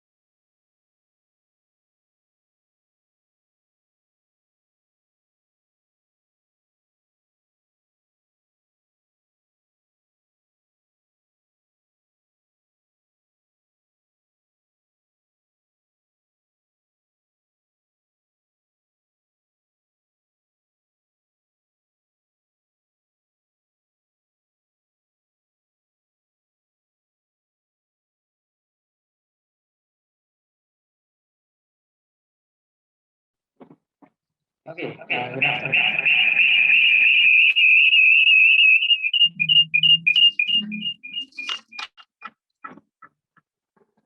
Good afternoon. Okay na po ba yung audio?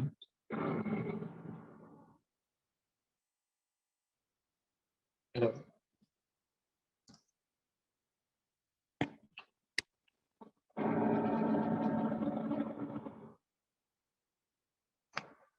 Hello? Good afternoon. Okay po ba yung audio? Sir. Medyo nag-bop.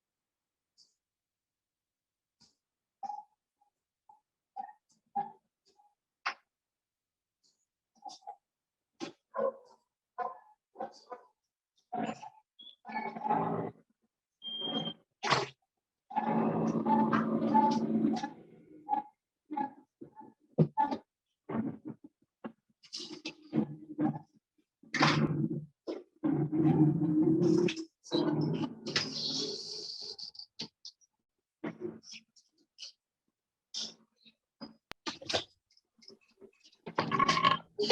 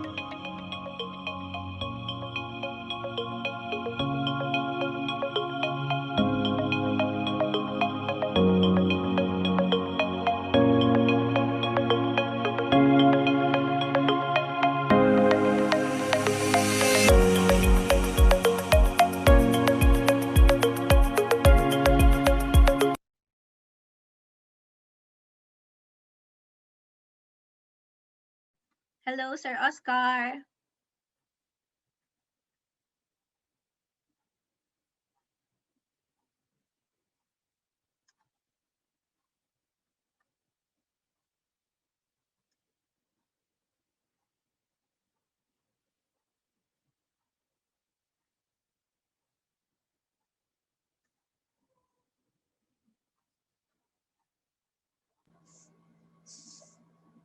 Hi, Evelyn. Okay na po ba yung audio? Sorry. Medyo nagkaroon ng technical problem.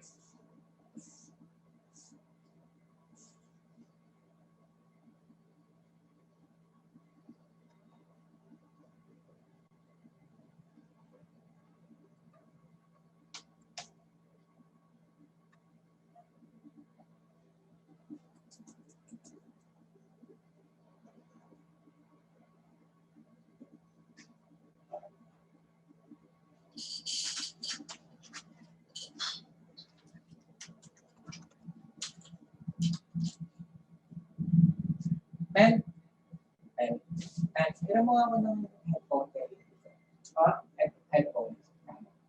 Narinig ko. Yung ginagamit sa patawad. Thank you. Sabi mo, asa. Nagmotor ako.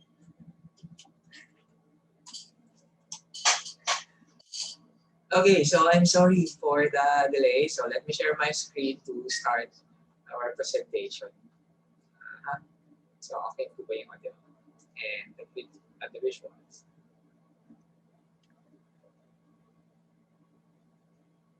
Okay, so since okay na naman siya, wala lang na chat. So let me fix that.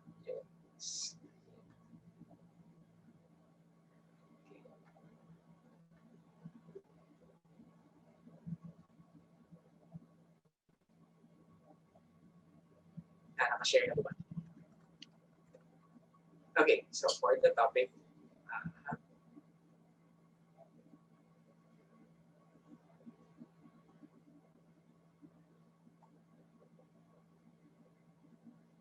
okay, so it seems okay na yung so let me start na yung presentation. So millennials and financial literacy, understanding for better living. So the topics to be covered in my presentation, ito lang, so the reason why we have to save, and then a personal vision statement. This is very important in setting your goals, financial, and then of course goals, and then goals. And then magic number is very important as well. And yung effective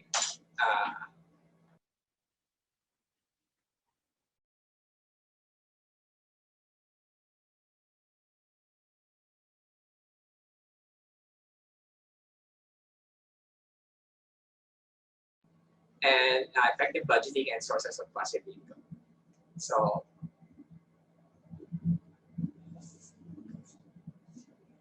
Yeah, so first, I want you to empty your cup so that we can fill in some information. So there are things that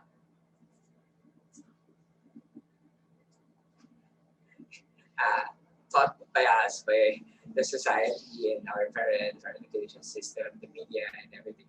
So those are inculcated in our mind that will greatly affect us sa pag-accumulate ng wealth. So let's try to empty first this moment lang naman for the next 30 minutes. Okay, so the reason why we have to save is, yeah, let's say for example, I have been working for, let's say I'm working for 14 years now, teaching in other side hustle, and then I have saved an X amount of money. So I want you to think then yung status ninyo, let's say you've been working, or let's say your parents or sisters not yet dito kayo nag-work. So kung student pa lang, so yung parents and siblings ninyo.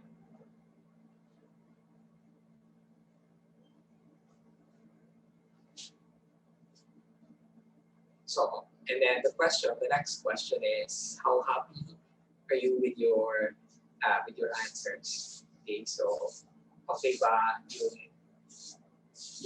output or yung amount, yung figure na nasa mind ninyo or not?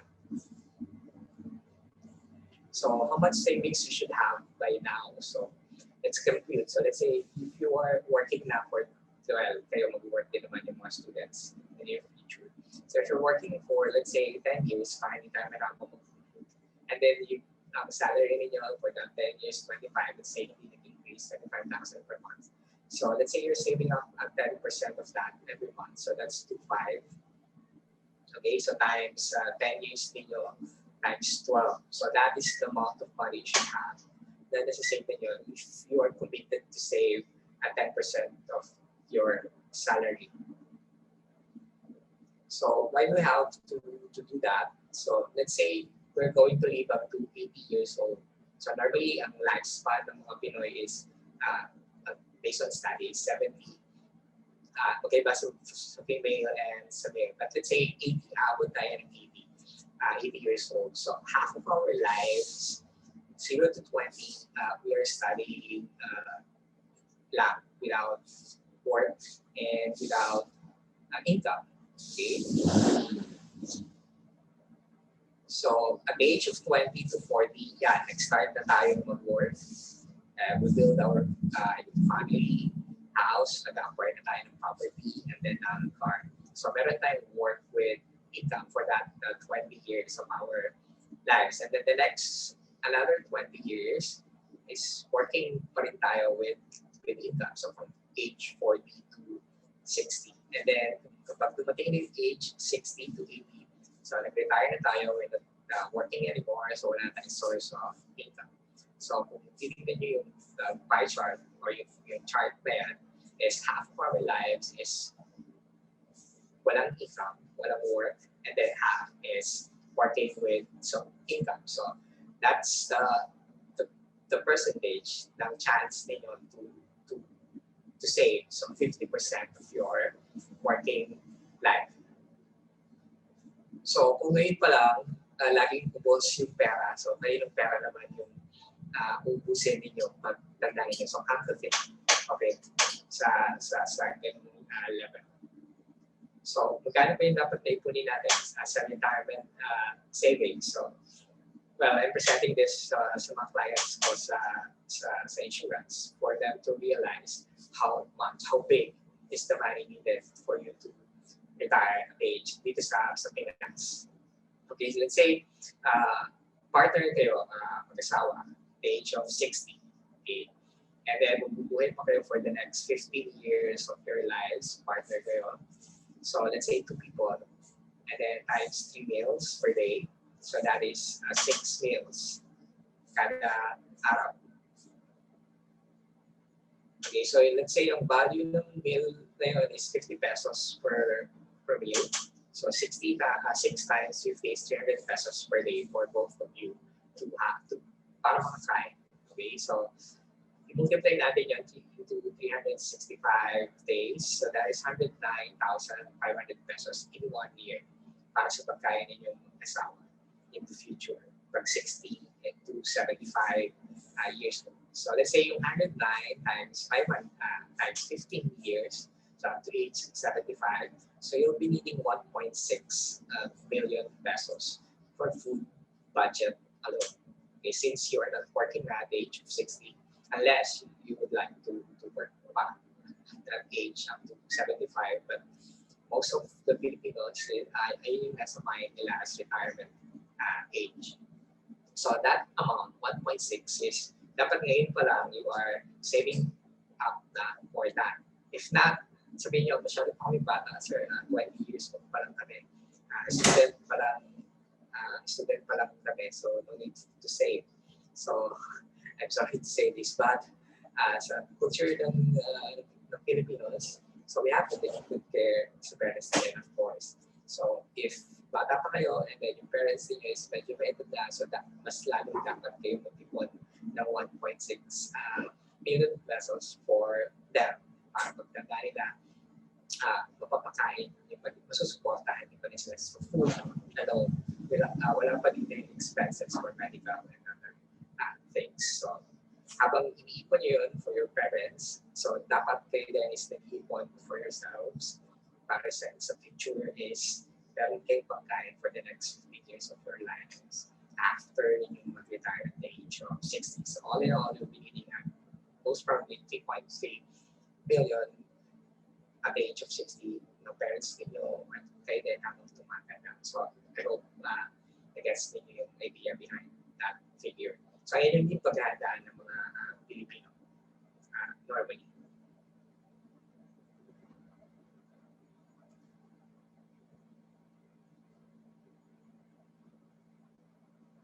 Okay, so ang importante sa financial planning is more on the personal vision statement talaga. Okay, so hindi ko maintindihan. Wait lang.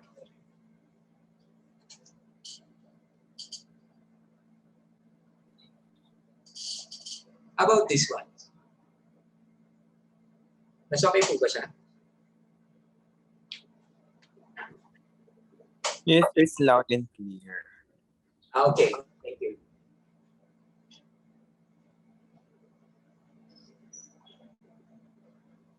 Okay, so I'll just use this microphone of my laptop. Okay, so the most important thing naman sa planning ng financials is the vision statement. Okay, so what are your plans in the coming future para mapag-ipunan ninyo siya? So let's say si Mark ng Facebook is, ang vision statement niya is to give people the power to build community. Okay, so to bring the world closer together. So vision statement niya nung wala pa hindi pa uso ang Facebook. So nangyari na naman siya. So si Bill Gates, ang vision niya is to have a computer on every desk na dito sa mundo. Okay, so it also happened na din. So vision statement nito nung wala pa ang Microsoft. Okay, so let's say as you are a school owner and vision statement mo is to serve children, families through teaching art, music, and language, enrich value, and to be part of children's lives to a team. So dapat, all I want to say is dapat nakapin, nakafocus yung vision mo na gagawin mo in the coming years of your life. So let's say sa housewife, gusto niyang also working siya, I want to balance my family, professional life, both. So I want to become a successful human being. So I want to improve my personality, also the growth of company and myself. So I want to earn money to make my family and society happy. So as simple as that. Okay. So this one is my vision board. I don't know if you have a vision board, but I suggest you create one. So guided kayo every morning kapag gigising kayo. So I created this vision board when I was 25. So I want to go to that place in Peru, and I want that car, and I want that house with fund, and I want that 10 million pesos. Okay, so dapat you have that in your room or in your laptop or in your wallet or wallpaper ng cellphone niyo. So there's something na nagagawa ng lagi nyo nakikita yung vision niyo. So natitrip niyo yung brain niyo that you are attracting those visions. I don't know if you're believing with that, but it is effective for me.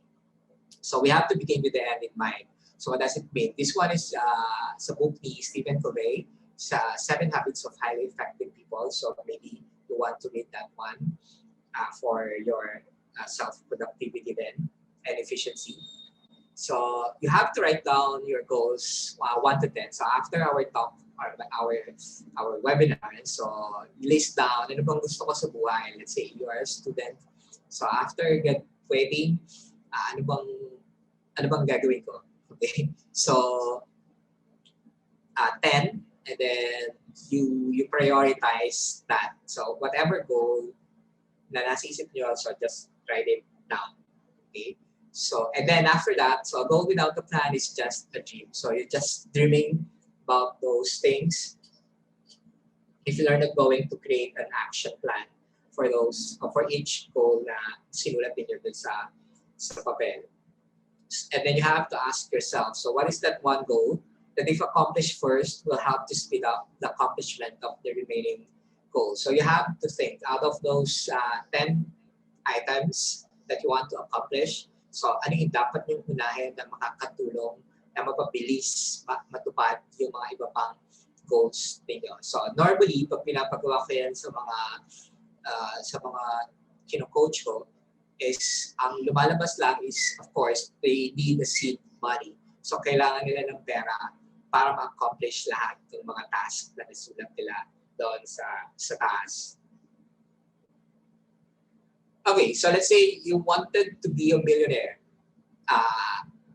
within 10 years. So that is so tagal. Okay, so let's say sinample ko lang para hindi tayo mahirapan mag-compute. So this is the magic number. So you have to put this in mind and in writing as well. And para every day of your life, you're going to be reminded about the figures that you have to be earning or saving para ma-accomplish ninyo yung goal ninyo to be a millionaire. Of course, lahat ng Pinoy ay ang pangarap. Okay, so maging milyonaryo, kaya nga madaming tumataya sa loto. But this simple computation will make you realize that it is very simple to achieve that. So let's say you want 1 million in 10 years time. Okay, so per year, all you have to do is to save up 100,000. Okay. So per month, you have to save 8,333. Per week, 2,083. And then per day, you have to save 298 pesos. Per hour, 12 pesos. And per minute, 0.21. So, bakit kailangan natin break down yung napakalaking chunk ng goal natin, which is to be a millionaire, into smaller wins or smaller goals na kaya nyo i-achieve every day. So, let's say you are earning, kunwari may mga nag-work na ba dito. Let's say there are some of you working students or some is working na talaga and then bumalik lang sa studies, sa school. So let's say you want to be a millionaire, so dapat you are not accepting jobs that is paying less than 298 pesos per day. Of course, your goal to be a millionaire in 10 years will not happen if lower than 298. I'm sure wala naman nagpapasweldo ng 298 per day. So dapat times 3 of that or times 4 of that for the expenses so that you can save 298 pesos per day. Okay? So every time that you're going to write a goal, you have to break it down into smaller pieces and doable na action. So masyado kasi mabubulunan kasi kayo pag isang buong 1 million yung gusto nyo na-accomplish. So do it on a per day, per week, or per month basis or per year. So that way, mas magiging achievable siya and hindi kayo tatamarin. Let's say if you want to lose weight, let's say if you want to lose 20 kilograms, so in 1 year, so since you are all engineers naman dito, so magagaling tayong mag-compute. Kayo pala. So magagaling kayo mag-compute at sa math. So divide that. 20 kilograms divide 12 months, and then divide nyo per month, and then per day. And then malalaman nyo na, okay, kailangan ko lang pala mag-lose ng 10 grams each day. So hindi kayo mahihirapang i-accomplish yung goal na yun na magpapayat ng 20 kilograms in 1 year. Kasi 20 kilograms is so big, so heavy to lose it kung hindi nyo siya i-divide into smaller pieces.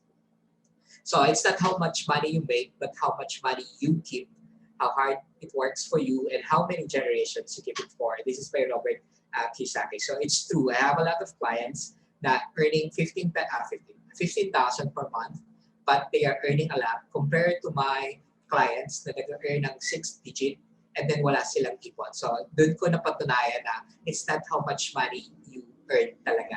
It's the amount of money you save and then kung saan mo siya gagamitin. So for an effective budgeting, so for the common, ito kasi yung term ko for the commoners, okay? For the commoners, ang formula na for budgeting is pagdating ng income, so this one, itong una. So pagdating ng income, of course, automatically, Filipinos will pay the bills, okay? And then, bibili ng groceries, magbabayad ng renta sa bahay, allowance ng mga kids, and then pag may natira, mag-shopping, bibili ng t-shirt, ng blouse, ng pants, and then sasabihin natin sa sarili is kung ano yung matitira ay yung sisave ko. Okay, so that is the common mistake na ginagawa ng mga Filipino employees. So income minus expenses is equal to saving, which is normally 99% is walang natitira. So ang mga Pinoy is walang savings, as simple as that. So from now on, so if you are working in the coming years after you graduated, is mag-work kayo. So you use the second formula. So income minus savings is equal to expenses. Okay, so pagdating ng income, you commit yourself that you're going to save 5% of that, or 10% of that, or 20% of that. And then kung ano yung matitira, ayun yung expenses ninyo. So kung paano nyo siya gagawin, you have to sign a form, a contract with yourself that I, Oscar Velasco, will save 5% of every money that will go to my ATM or somehow sa wallet ko or whatever source ng income niyo. And then you sign that, okay? It will have an effect sa brain niyo that you are committed to save 5 or 10%. So in the first year of your journey sa financial freedom, so make it 5% muna para hindi masyado nabigat. And then the following year, you make it 10, and then 15, and then 20, and then malalaman niyo after 4 years, 5 years, hindi niyo na kailangan ng sweldo. Okay, so that is proven based sa mga clients na kino-coach ako. Okay, so yeah, this one, expenses, savings, and then tithes. Okay, so ayan yung percentage na advisable to allot in each bottles or categories sa financials. 70% for expenses, 20% for the savings, and then if you're doing outreach or sa church ninyo, you can do 10% of that sa tithes ninyo. Okay? So never depend on single income. So make investment to create a second source. So this is very true. So if isa lang yung source of income niyo, so medyo mahirap siya. Okay, not being negative, but it's hard to budget a limited source. So other sources of passive income. So you can do real estate. So a lot of my previous students, so they have this goal to earn their first million in real estate. So I help them. So some of them is halfway. Okay, they already sold 10 units of a property as far as Starla without leaving the comfort of their homes. So you can do that as well. I'm not I'm not recruiting, pero pwede din naman. I mean, if you want to make it a sideline, so you can message me after this talk. But that one, you can earn your first million in real estate. So walang halong sales stock yun. That is doable. All you have to do is to sell 20 units of property. And then you're going to have your first million. Congratulations. So I'm sure you have a lot of friends and relatives, more than 20 naman sila for sure. And then if you're going to ask them, are you going to buy a house? Magugulat ka na lang, or a property, or real estate property. Magugulat ka na lang, sasagot nila, I already did. Okay, so sayang yung commission. You lost 40,000, 30,000 on that relative of yours or a friend of yours.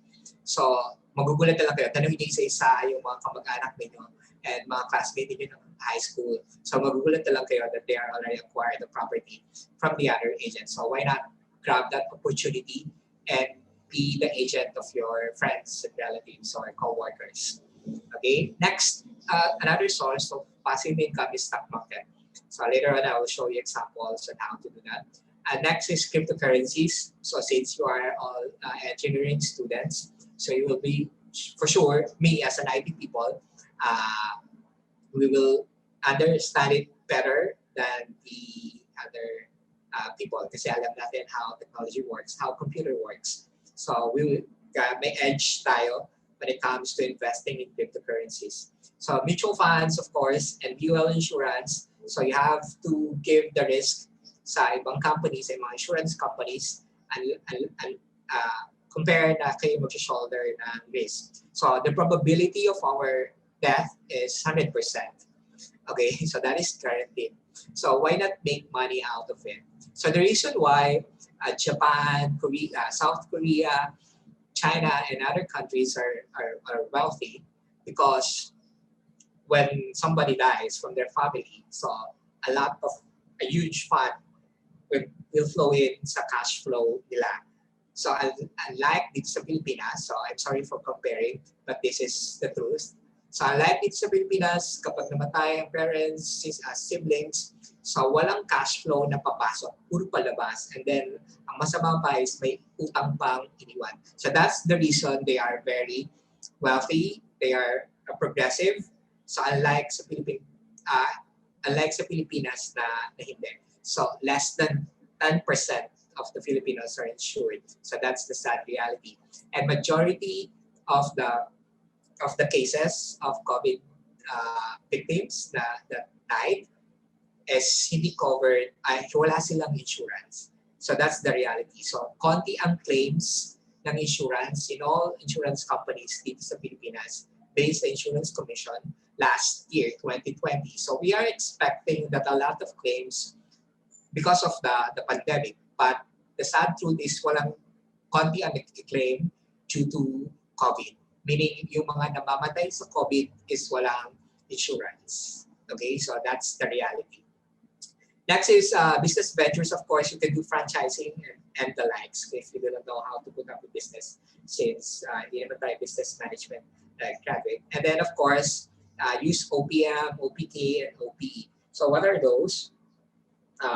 Ito yung ginagamit ng mga business naman. So that stands for others people money. So other people's knowledge and others people effort. Okay, so let's say I'm the owner of a company and then I am hiring people, okay, to run my business. So I'm using their knowledge, let's say an accountant, to do the accounting works, and then I'm hiring manpowers para sa effort. So that is a very good leverage against sa effort na i-exert mo to run solely your business. So that last item is the secret talaga for you to acquire wealth. Okay? So whatever purpose, kung bakit ka nag-acquire ng wealth is it depends on you. So si Elon Musk, the richest man in the world as of today, is acquiring wealth kasi sabi niya gusto niya i-save ang species ng human into other planets. So when the time comes that the comet or a disease will strike to the Earth at maubos ang humankind, is merong magpapatuloy ng lahi natin interplanetary. So that's why he is acquiring a lot of money to make that happen sa Mars. Okay, so ayun yung vision niya sa pag-acquire niya ng money. So kanina sabi ko, it depends kung ano yung susulit yung vision statement, why are you going to acquire a lot of wealth. So it varies. But dun sa 1 to 10, normally yung sa mga kino-coach ko, of course, nag-acquire sila ng money is for their family, para sa health nila, sa retirement, and so on. So if you don't find a way to make money while you sleep, so you will work until you die. So that is true. I mean, sa mga students, of course, you have to think, how can I make money while sleeping? So, maisip nyo mahirap. At first, of course, if you're not going to add knowledge to what you have now, if you're not going to read books or to watch videos on how to do that, of course, wala ma-add sa knowledge ninyo.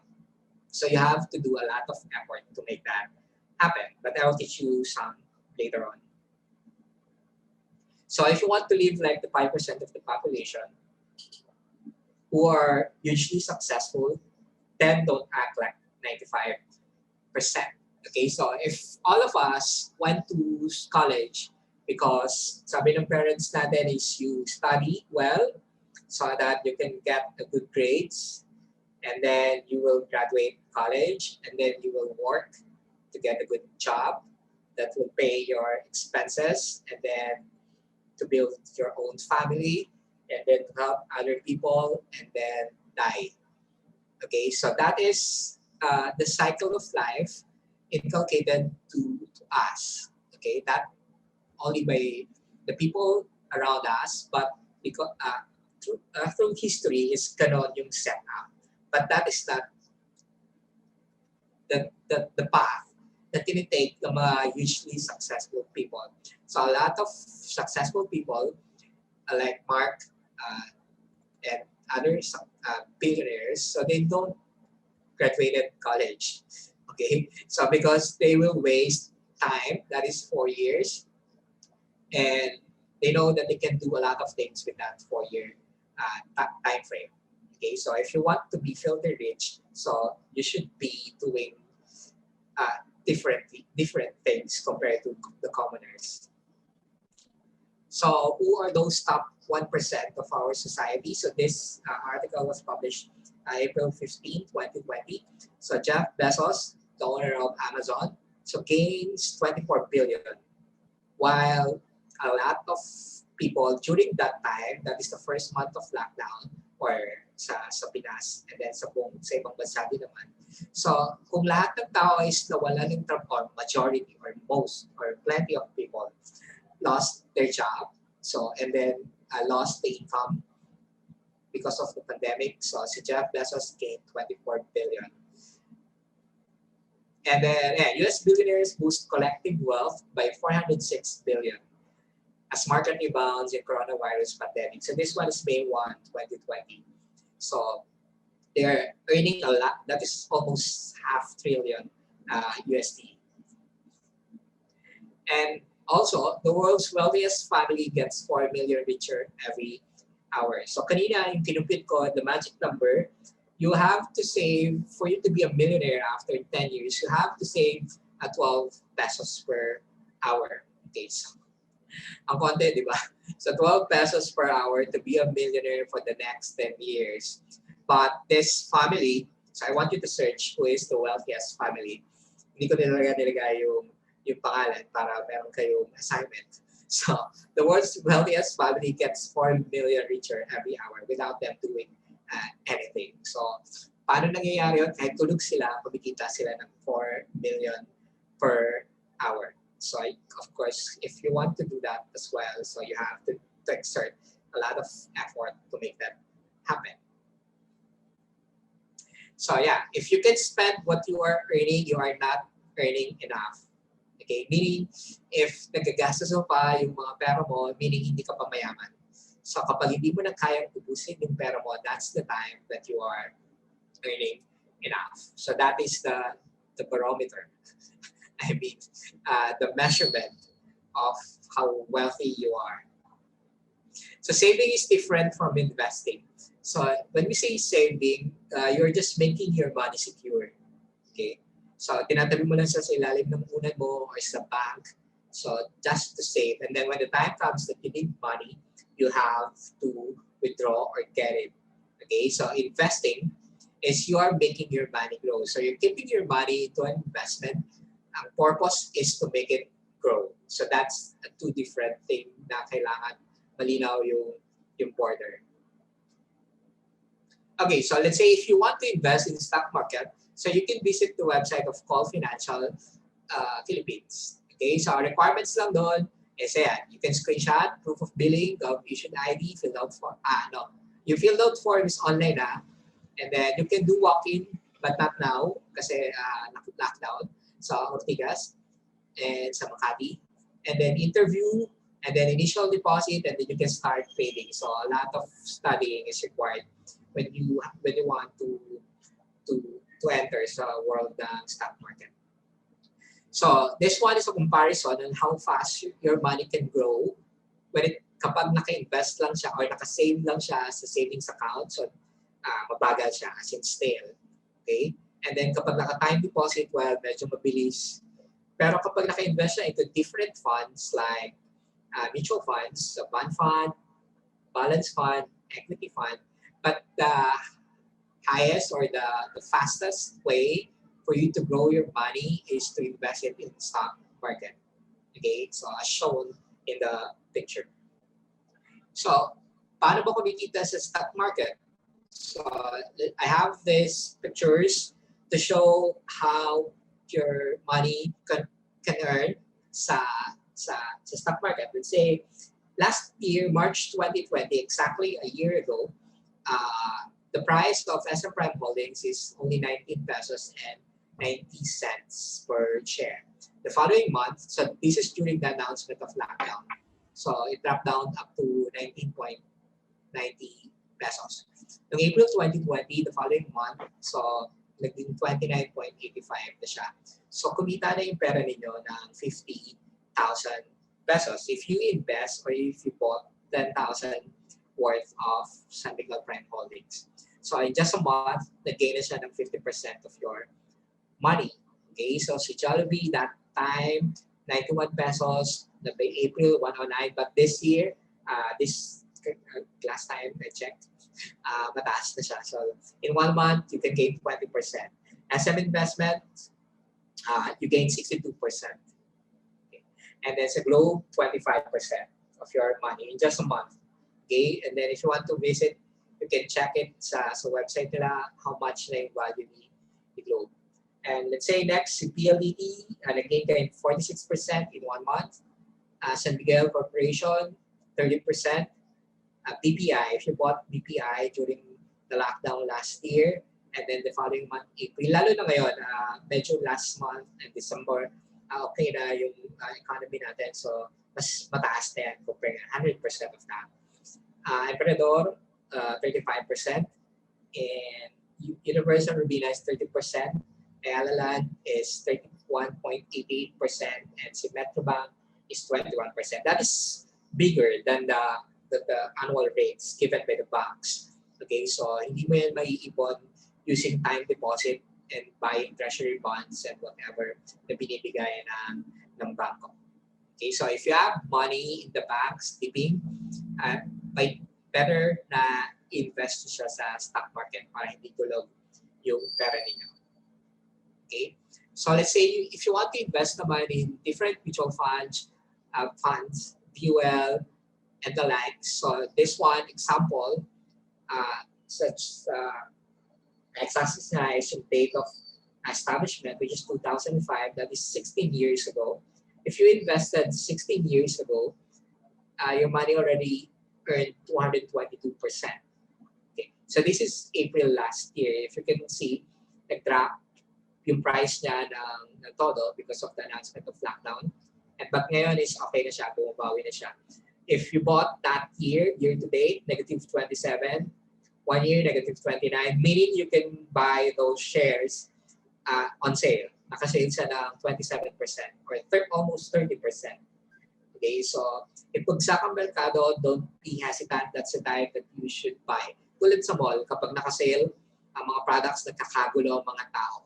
Okay, so dinudumog ang SM. Pero kapag ang merkado, ang Philippine Stock Exchange ang bagsak, natatakot ang mga tao. I don't know bakit baliktad ang mentality ng Pilipino. That's the best time to invest in stock market. Okay? Next is, sinabi ko kanina, aside from stock market, mutual funds, you can invest in cryptocurrencies. Okay, so this one, yung article on the left was published March 12, 2020. So Bitcoin falls past 6,000 USD per coin. So that's 300,000 pesos per coin. But on the right side, this one is published March 25, 3 days ago, 2021. So Bitcoin tumbles 7%, pushing it near 50,000 thresholds as retail investor interest wanes. So after a year, exactly 1 year, the price of Bitcoin rose up to 50,000 USD per coin. But actually, it went up to 61,000 USD per coin. So that's how many? Hirap, diba? So that's 3 million per coin. Compare last year na 300,000 pesos per coin. So meaning, magkano increase? So nag-increase siya ng 1,000%. So times 10 yung value ng invest niyo last March hanggang ngayon. Okay, so if you have take time to study about cryptocurrency, watch a lot of YouTubes, so you can message me and then I can send you links on those materials. Sabi ni Evelyn, well, baka dumami yung patusa. Kanina sa introduction. So yeah, I'm coaching a lot of my previous students and co-workers on how to invest in stock market and cryptocurrencies for free. But unlimited time lang because I have a lot of things to do. So we're scheduling Zoom meetings lang din once in a while to do that.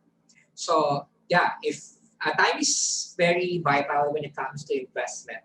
Aside from interest, time talaga yung isang factor. So the earlier you invest in whatever investment, so the better. Okay, so sabi ng teacher ko nung elementary ako is time is gold. Pero hindi ko naiintindihan. I mean, well, tinuturo naman sa atin yung mga ganung quotation nung bata pa tayo. Pero ngayon ko lang siya naiintindihan. So sabi ko, yeah, that's correct. So time is gold. If I have a lot of time, if I have magic or a genie, so I will go back in time and buy those stocks that should up. Okay, and then so I can amass a lot of wealth. But of course, wala na. Hindi na natin mababalik yun. So what's the measurement for you to be financially free? So you become financially free when your passive income exceeds your expenses. Let's say your monthly expenses is, let's say, 20,000 pesos. And then you have an investment in stock market or some cryptocurrency that is earning 30,000 pesos per month. So by that, there's no need for you to work. Okay? And then nako-cover niya na expenses niya per month. So ako, I have a lot of work not to earn money, but I have this big goal. Sige, share ko na. I have this vision. That's why I said yes to this invitation, is because I have this vision in life to help and create 100 millionaires. Okay, so I have guinea pigs na. I have the subjects already. Okay, so mga previous students ko sa PUP and co-workers, so they are 174. So may backup akong 74 just in case na hindi mag-work out sa 100 yung research ko. Okay, so that's my vision. That's why I have a lot of work. So number one is I have this real estate because I know sa real estate, madali ko ma-accomplish yun. I mean, kailangan ko na silang pagbentahin ng 20 units ng property and then they have it. Okay, so I have this insurance sa Sun Life because I know insurance companies can give at least 500,000 after 15 years. Okay, so by that, half na lang yung utang ko doon sa mga subjects ko. So 500,000 na lang yung isipin ko kung saan namin kukunin yung 500,000. So that, I mean, every morning, ayun yung reason kung bakit ako gumising, kaya hindi ako napapagod. That's why I have to study BSRM to be a broker, because mas malaki yung commission doon, so I can give it to them pa. But it will take me 3 years pa. So medyo matagal pa din, then I have to pass the board and the like. So a lot of things to do. But that is the measurement. If you become financially free, kapag lampas na yung passive income mo sa monthly expenses. So the question is, ayan, do you want to be wealthy or rich? So if you're going to ask, sasabihin mo, sir, parehas lang naman po yan. I mean, parehas naman po mayaman yung ibig sabihin yan. Okay? But that two words is different from each other. So yung definition of wealth is the number of days you can survive without physically working, or anyone in your household physically working, and still maintain your standard of living. So that is the measurement of wealth. The number of days, the number of hours you can survive without working. So if I'm going to ask to those attendees now working, so huwag nyo na sa akin sabihin yung sagot, but ask yourself, how many days I can survive without working? So magkano yung laman ng bank account ninyo, magkano expenses per month mo o ng family mo, and then you do the math. Okay, so then ma-realize mo na since Sunday ngayon, March 28, so I can survive until April 4. Okay, so 1 week lang kasya yung pera. And then, magra-rant na sa Facebook that the government is the cause of their poverty. Okay? But in reality, whoever is sitting there, they're already poor. The time pa ni Marcos, ni Cory, ni Erap, ni Gloria, ni Aquino, and then here comes Duterte, mahirap pa din sila. Okay? So kahit sino pa yung sumunod, si Lenny, ang presidente next year, so the same rant ang mababasa ninyo sa Facebook, mahirap pa din sila. The problem is that you shouldn't blame anyone. Kung ano man nangyari sa buhay ninyo, whatever, I mean, kahit hindi financially. So it's your decisions, it's your life, it's the result of your decision, as in lahat ng nangyayari sa buhay. But anyways, lumalayo ako sa topic. Yeah, you have to ask yourself, how many days I can survive? So napatunayan natin yan nung last year, March. Okay? So, nag-lockdown, and then, okay, what's next? So doon natin nahuli yung mga Pinoy na wala silang ipon, good for 1 month. 1 week pa nga lang, madami na nagre-reklamo, nagnanakaw, and so on. So sabihin ni Oscar, you cannot blame them. I'm not blaming them. I mean, I understand their situation that they don't have the savings for the next month, for the next 6 months, and then tumagal pa ng 1 taon at welcome back. Happy anniversary. Okay, so yun yung gift sa atin. So another lockdown for 1 week. And here again, the Filipinos never learn. So they don't still have the savings after a year.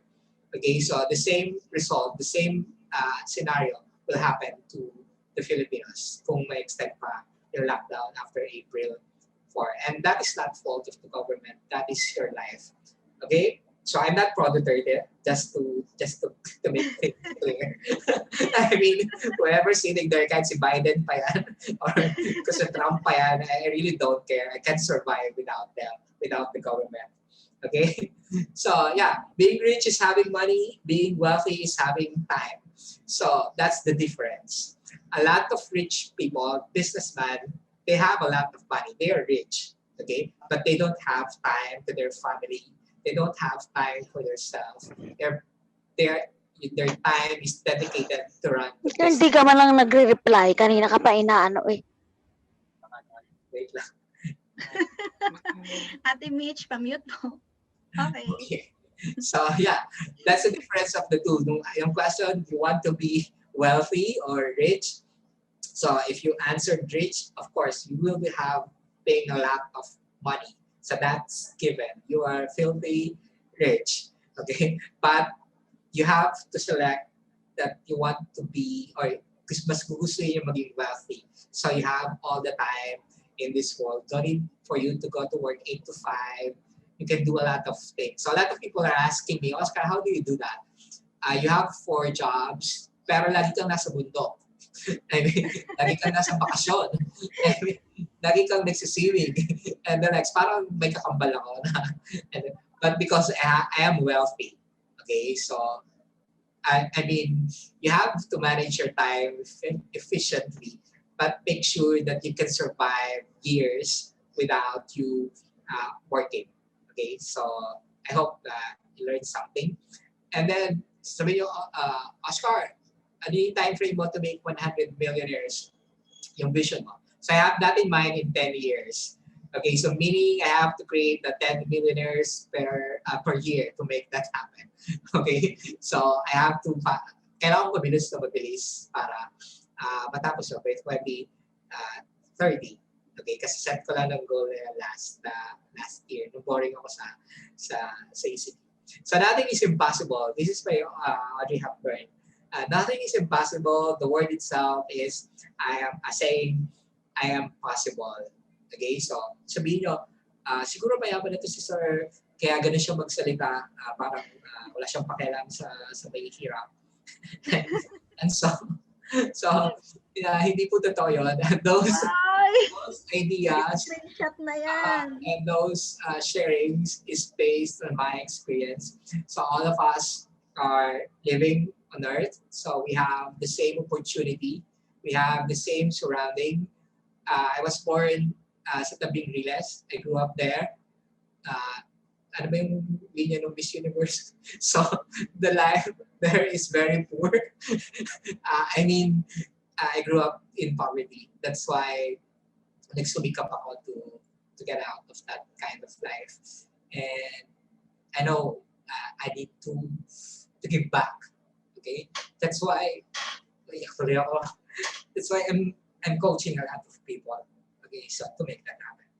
So thank you.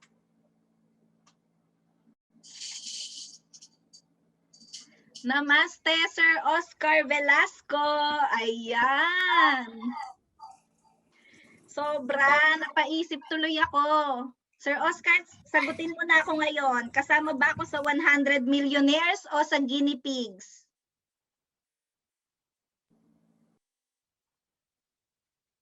Kasama ka dun sa 100 millionaires. Si Bulele mayaman na yan. Yay! Thank you! Binuko ko siya. So kasama po ako sa isa sa mini-mentor ni Sir Oscar sa stock market, and currently ang ginagawa po namin is sa cryptocurrency. Isa rin po ako sa pinayaman ng dito. Binubuko ko po yung sarili ko, pero truly sana may natutunan po kayo at sana na-encourage po kayo mag-invest sa stock market. Okay. Pa-stop share po, Sir Oscar. So I can share our slide na. Thank you, Sir Oscar.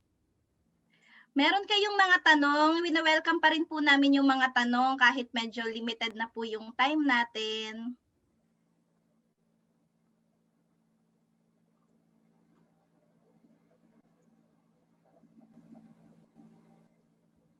Anong mga naisip ninyo? Ako naisip ko, i-delete ko na yung Lazada and Shopee. Ikaw, partner Alvin. Ako may tanong, ate. Okay, go ahead, Kitty.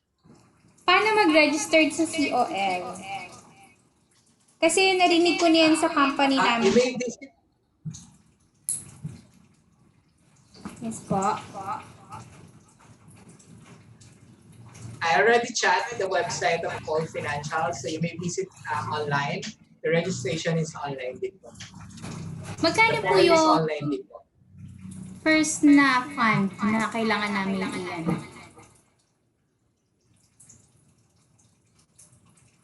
Sir?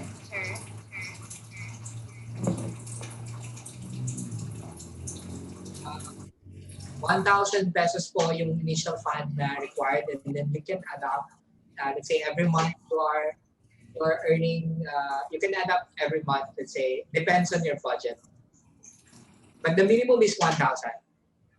Okay, sir. Tapos po, one question pa po.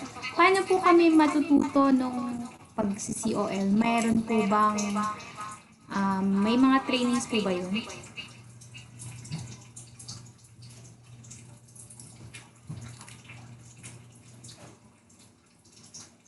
Diba sir, trading yun?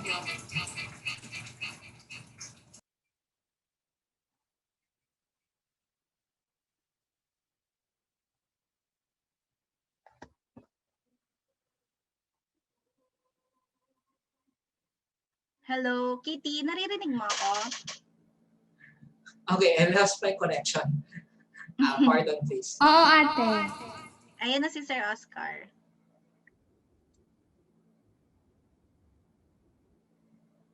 Yes, it's clear. Na-loss yung connection ko. So may tanong Sir Oscar, sabi paano How can you learn to trade stock market? So you need to read a lot. You need to watch tutorials sa YouTube, so YT, and a lot of studying. So just a tip. So if you want something you've never had before, you have to do something you've never done before. So to make that happen. So if you've never done studying, reading a lot, so you have to do it for you to gain your first, to earn your first million. Sir, Thank Yes. you, sir. sir, ako naman po magtatanong. Sure. Brian. Sir, ano po ba yung Bitcoin, sir? Kasi po, trader expert po ba yan? May mga lumalabas kasi sa sa mga social media na na mga trader expert daw, Bitcoin. There's a lot alam of ko, scam regarding sa investments sa stock market as well as in Bitcoin. So maybe the organizer can create an FB group for this batch. So I can send links, mga reliable links, resources para hindi kayo ma-scam ng kung sino-sino.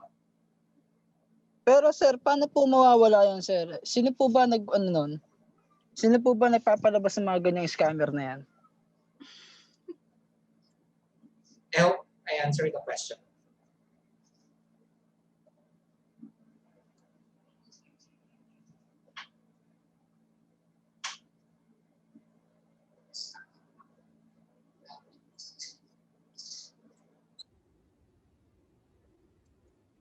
Hello, okay. So, sabi ni Sir Oscar, magsasend daw siya ng mga links. So, pakicheck We po cannot ninyo po identify. There's a lot of phishing Ayun. websites and a lot of people doing nasty things in the internet. So we cannot filter out. But I can share you yung mga guaranteed na legit na platforms where you can trade. Like sa stock market, that's Nagtuturo po kayo mag-trade? Hello po? Pwede po magtanong? Diyan.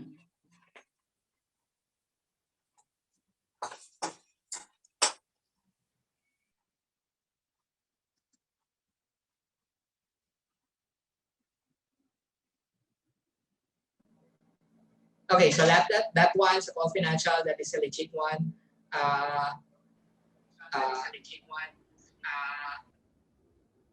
Sa Pilipinas. And then abroad, sa Bitcoin, I can share it naman sa link na lang pa. Madami kasi yung mga tutorials and the like, so I can share it na lang.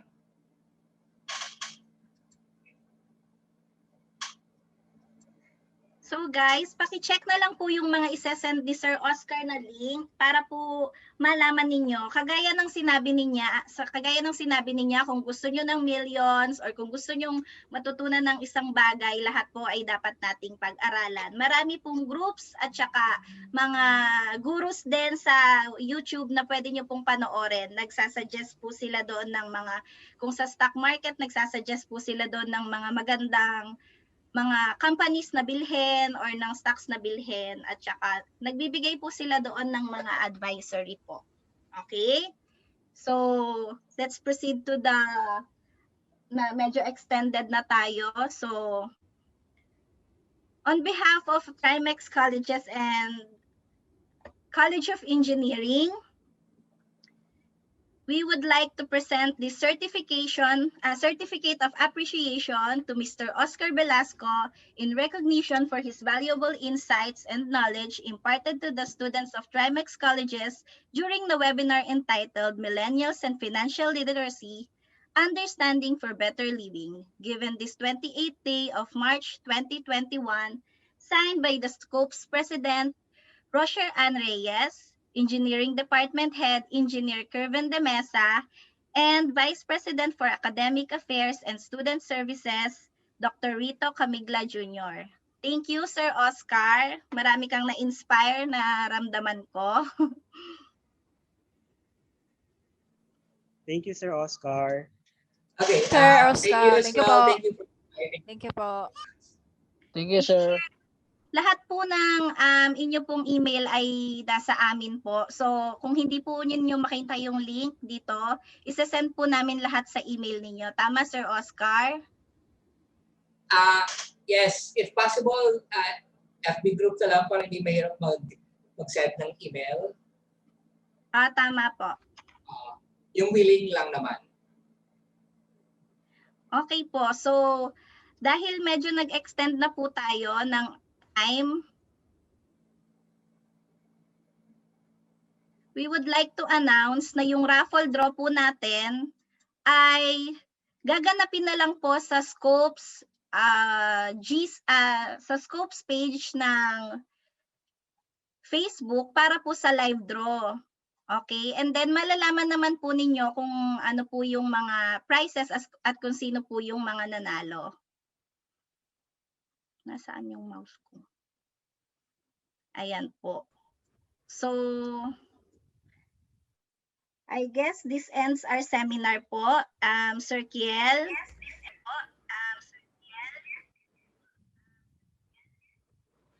Okay, so once again, thank you so much for participating in this particular webinar.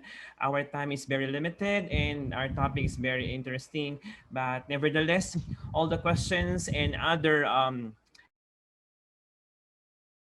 important concerns will be addressed also through the event organizers and even through the help of our resource speakers. So thank you very much on behalf of the Trimex Colleges, the Faculty of Engineering, to our guests, and to our officers and those who enrolled for seminars and field trip. Thank you very much for participating in this particular event. And may we all actually able to learn something new from today's event, and hopefully it will be a helpful tool for us to save more so that we have a better living sooner or later. So much, and have a great day to all of you. So bye for now and see you by our next webinar. Thank you, Sir Kier. Thank you po, sir. Thank you po. Thank you po. Thank you po, sir. Sir Kiel, huwag niyo pong kalilimutan mag-sign po ng... Thank you po. Thank you po, sir. Yeah. Paano mo doon sa mga estudyante ko Thank yung you po. exam? Exam ng next week. Yes, sir. Mag-announce na po. Thank you.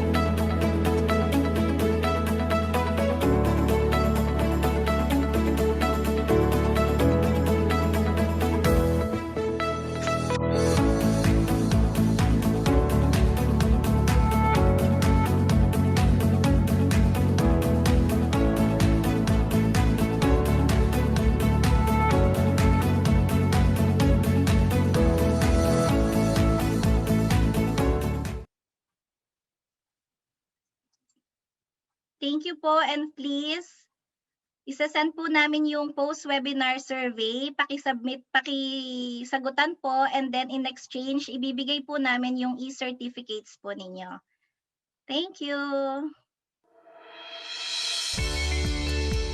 Salamat po. Salamat po. Thank you po. Thank you po sa lahat ng mga umaten. Salamat po sa lahat ng Thank you po, umaten ma'am. at sa mga bisita po namin.